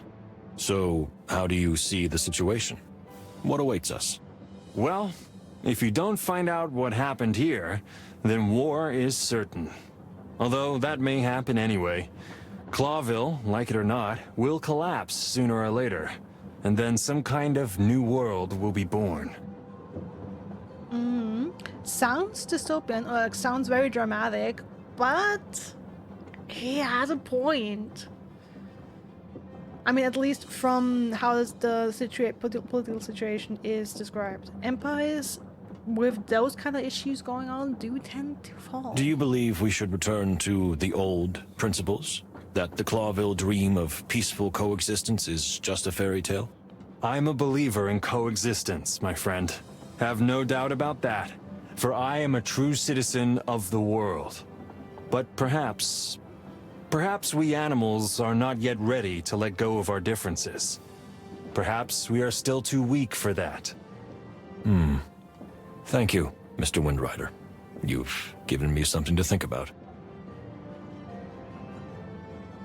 Interesting. From what he said about the wilderness, I feel that Mr. Windrider is actually much less shallow than we thought. Well, if he doesn't call himself a playboy every 20 seconds... Of course, yeah, I didn't comment on it earlier, but of course the whip, full Indiana Jones wipe. How cliche. Have you ever seen a treasure hunter without one? I've never seen a treasure hunter. Then how would you know if they carry whips or not? I never go anywhere without mine. And the ladies love it. I beg your pardon? Nothing.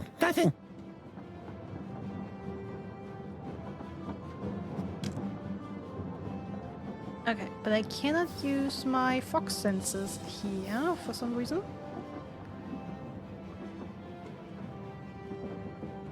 The nightstands. And of course, Marco. Okay, let's look at the nightstand first. I can't look Where at was that. this picture taken? During the Grassmoor Straw Cape War.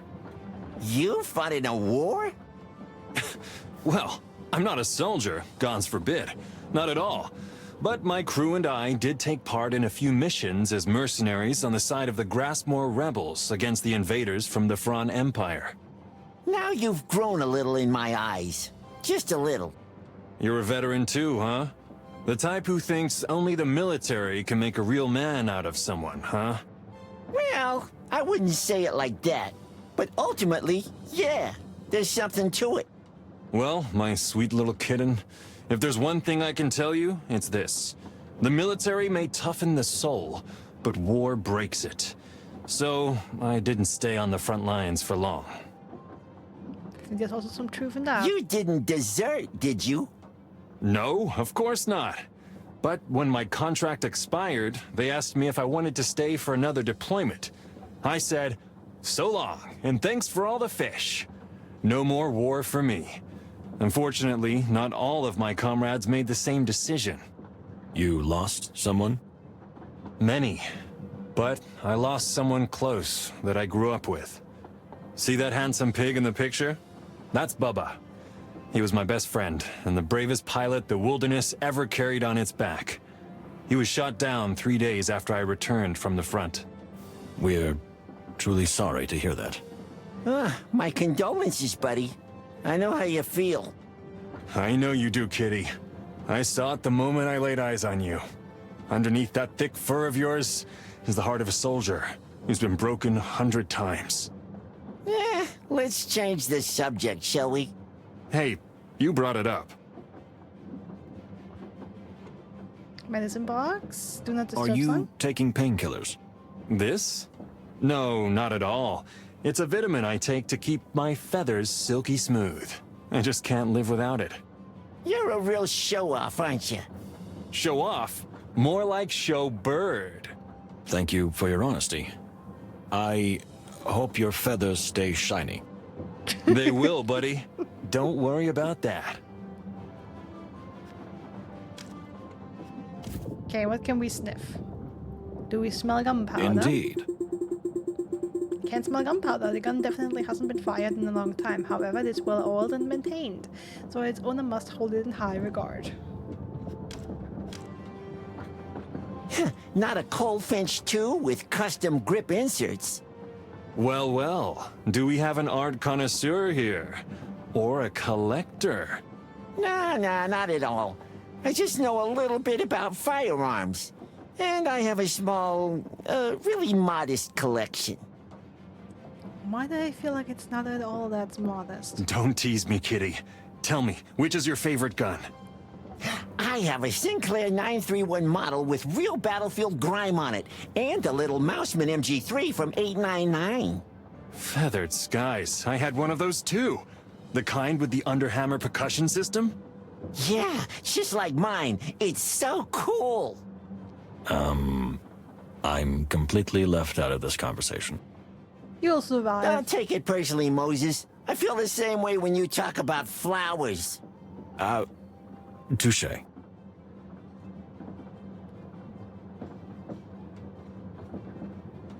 All right.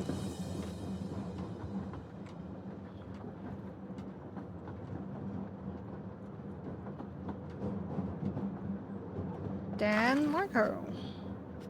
Okay, that's a timed event. Cool, good to know. Might still do that. The goose.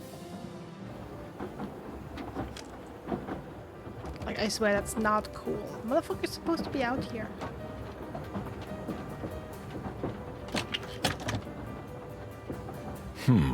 It won't open. What? Did he lock his door? But why? Mr. Honk Honk, can we talk to you? No, go away. Oh, he locked himself in his room. But please, you can't just lock yourself in there. There's an investigation. In which you are the suspects, and I'm not letting you in. I have rights. What the? Did something happen? Not long ago, you were just talking to us like it was nothing. Just go away, please! Calm down. Whatever happened, I'm sure we can talk about it. What makes you think something happened, Hunk? What if I could just see through this whole game? It was you, and you're trying to cover it up with all this forced detective stuff. You're not fooling me anymore. But please, it doesn't make sense. Why would we... The king is involved in this, right? It's all a deliberate plot to start a war. I knew it. I knew it from the beginning. Are you completely berserk? What are you honking on about? Whatever it is you're thinking, I'm sure we can explain it. Hunk, I'll bet you can. Hunk! Of course. You've got all the answers written down before we've even started on this journey. Am I right? Am I right? Okay, we're wasting our time here. We can't break down the door. Or can we? No, absolutely not. I don't know what's gotten into Mr. Hong Kong, but I think we'd better leave him alone. Yeah, I think you're right. Hello, have you left? Do something if you've left. Indeed. Okay, maybe later.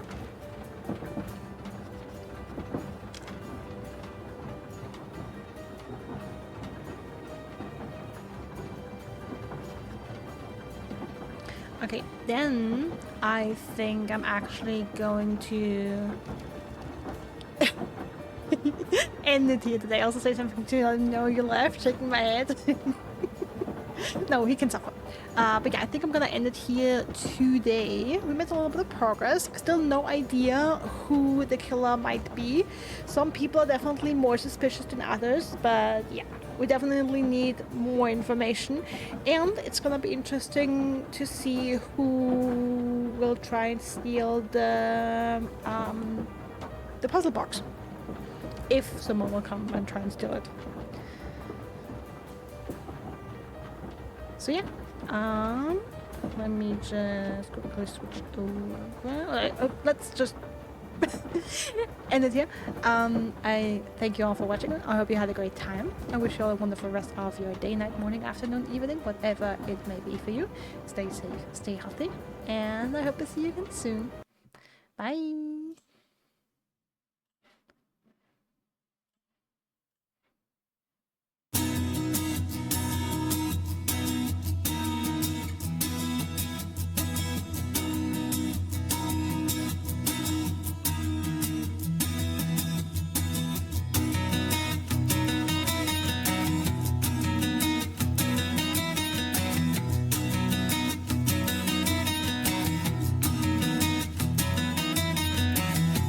Tired of feeling low. I've been drinking every night, trying to forget all the things ain't right. But there's a fire,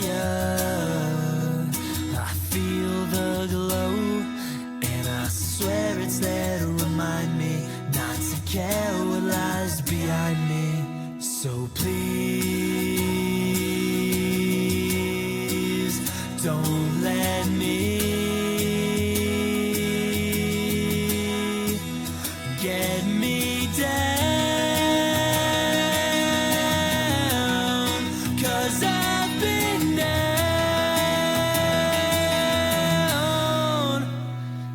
I've got a life to live. I've got a life to live.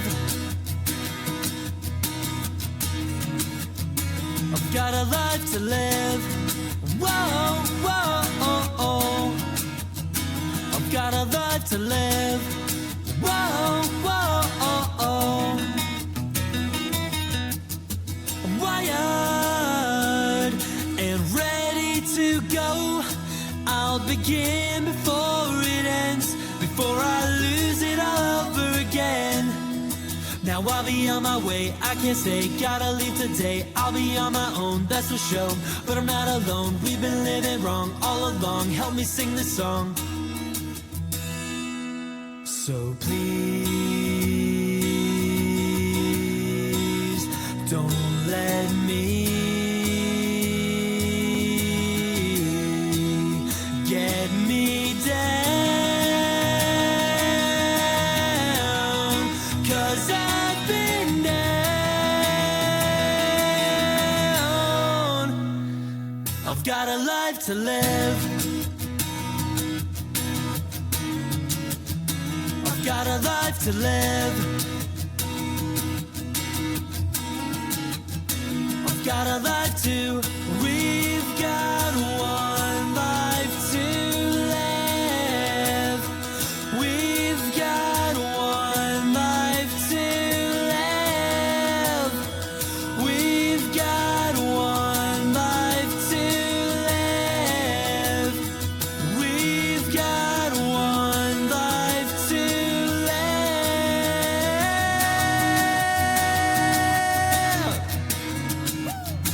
I've got a life to live. I've got a life to live.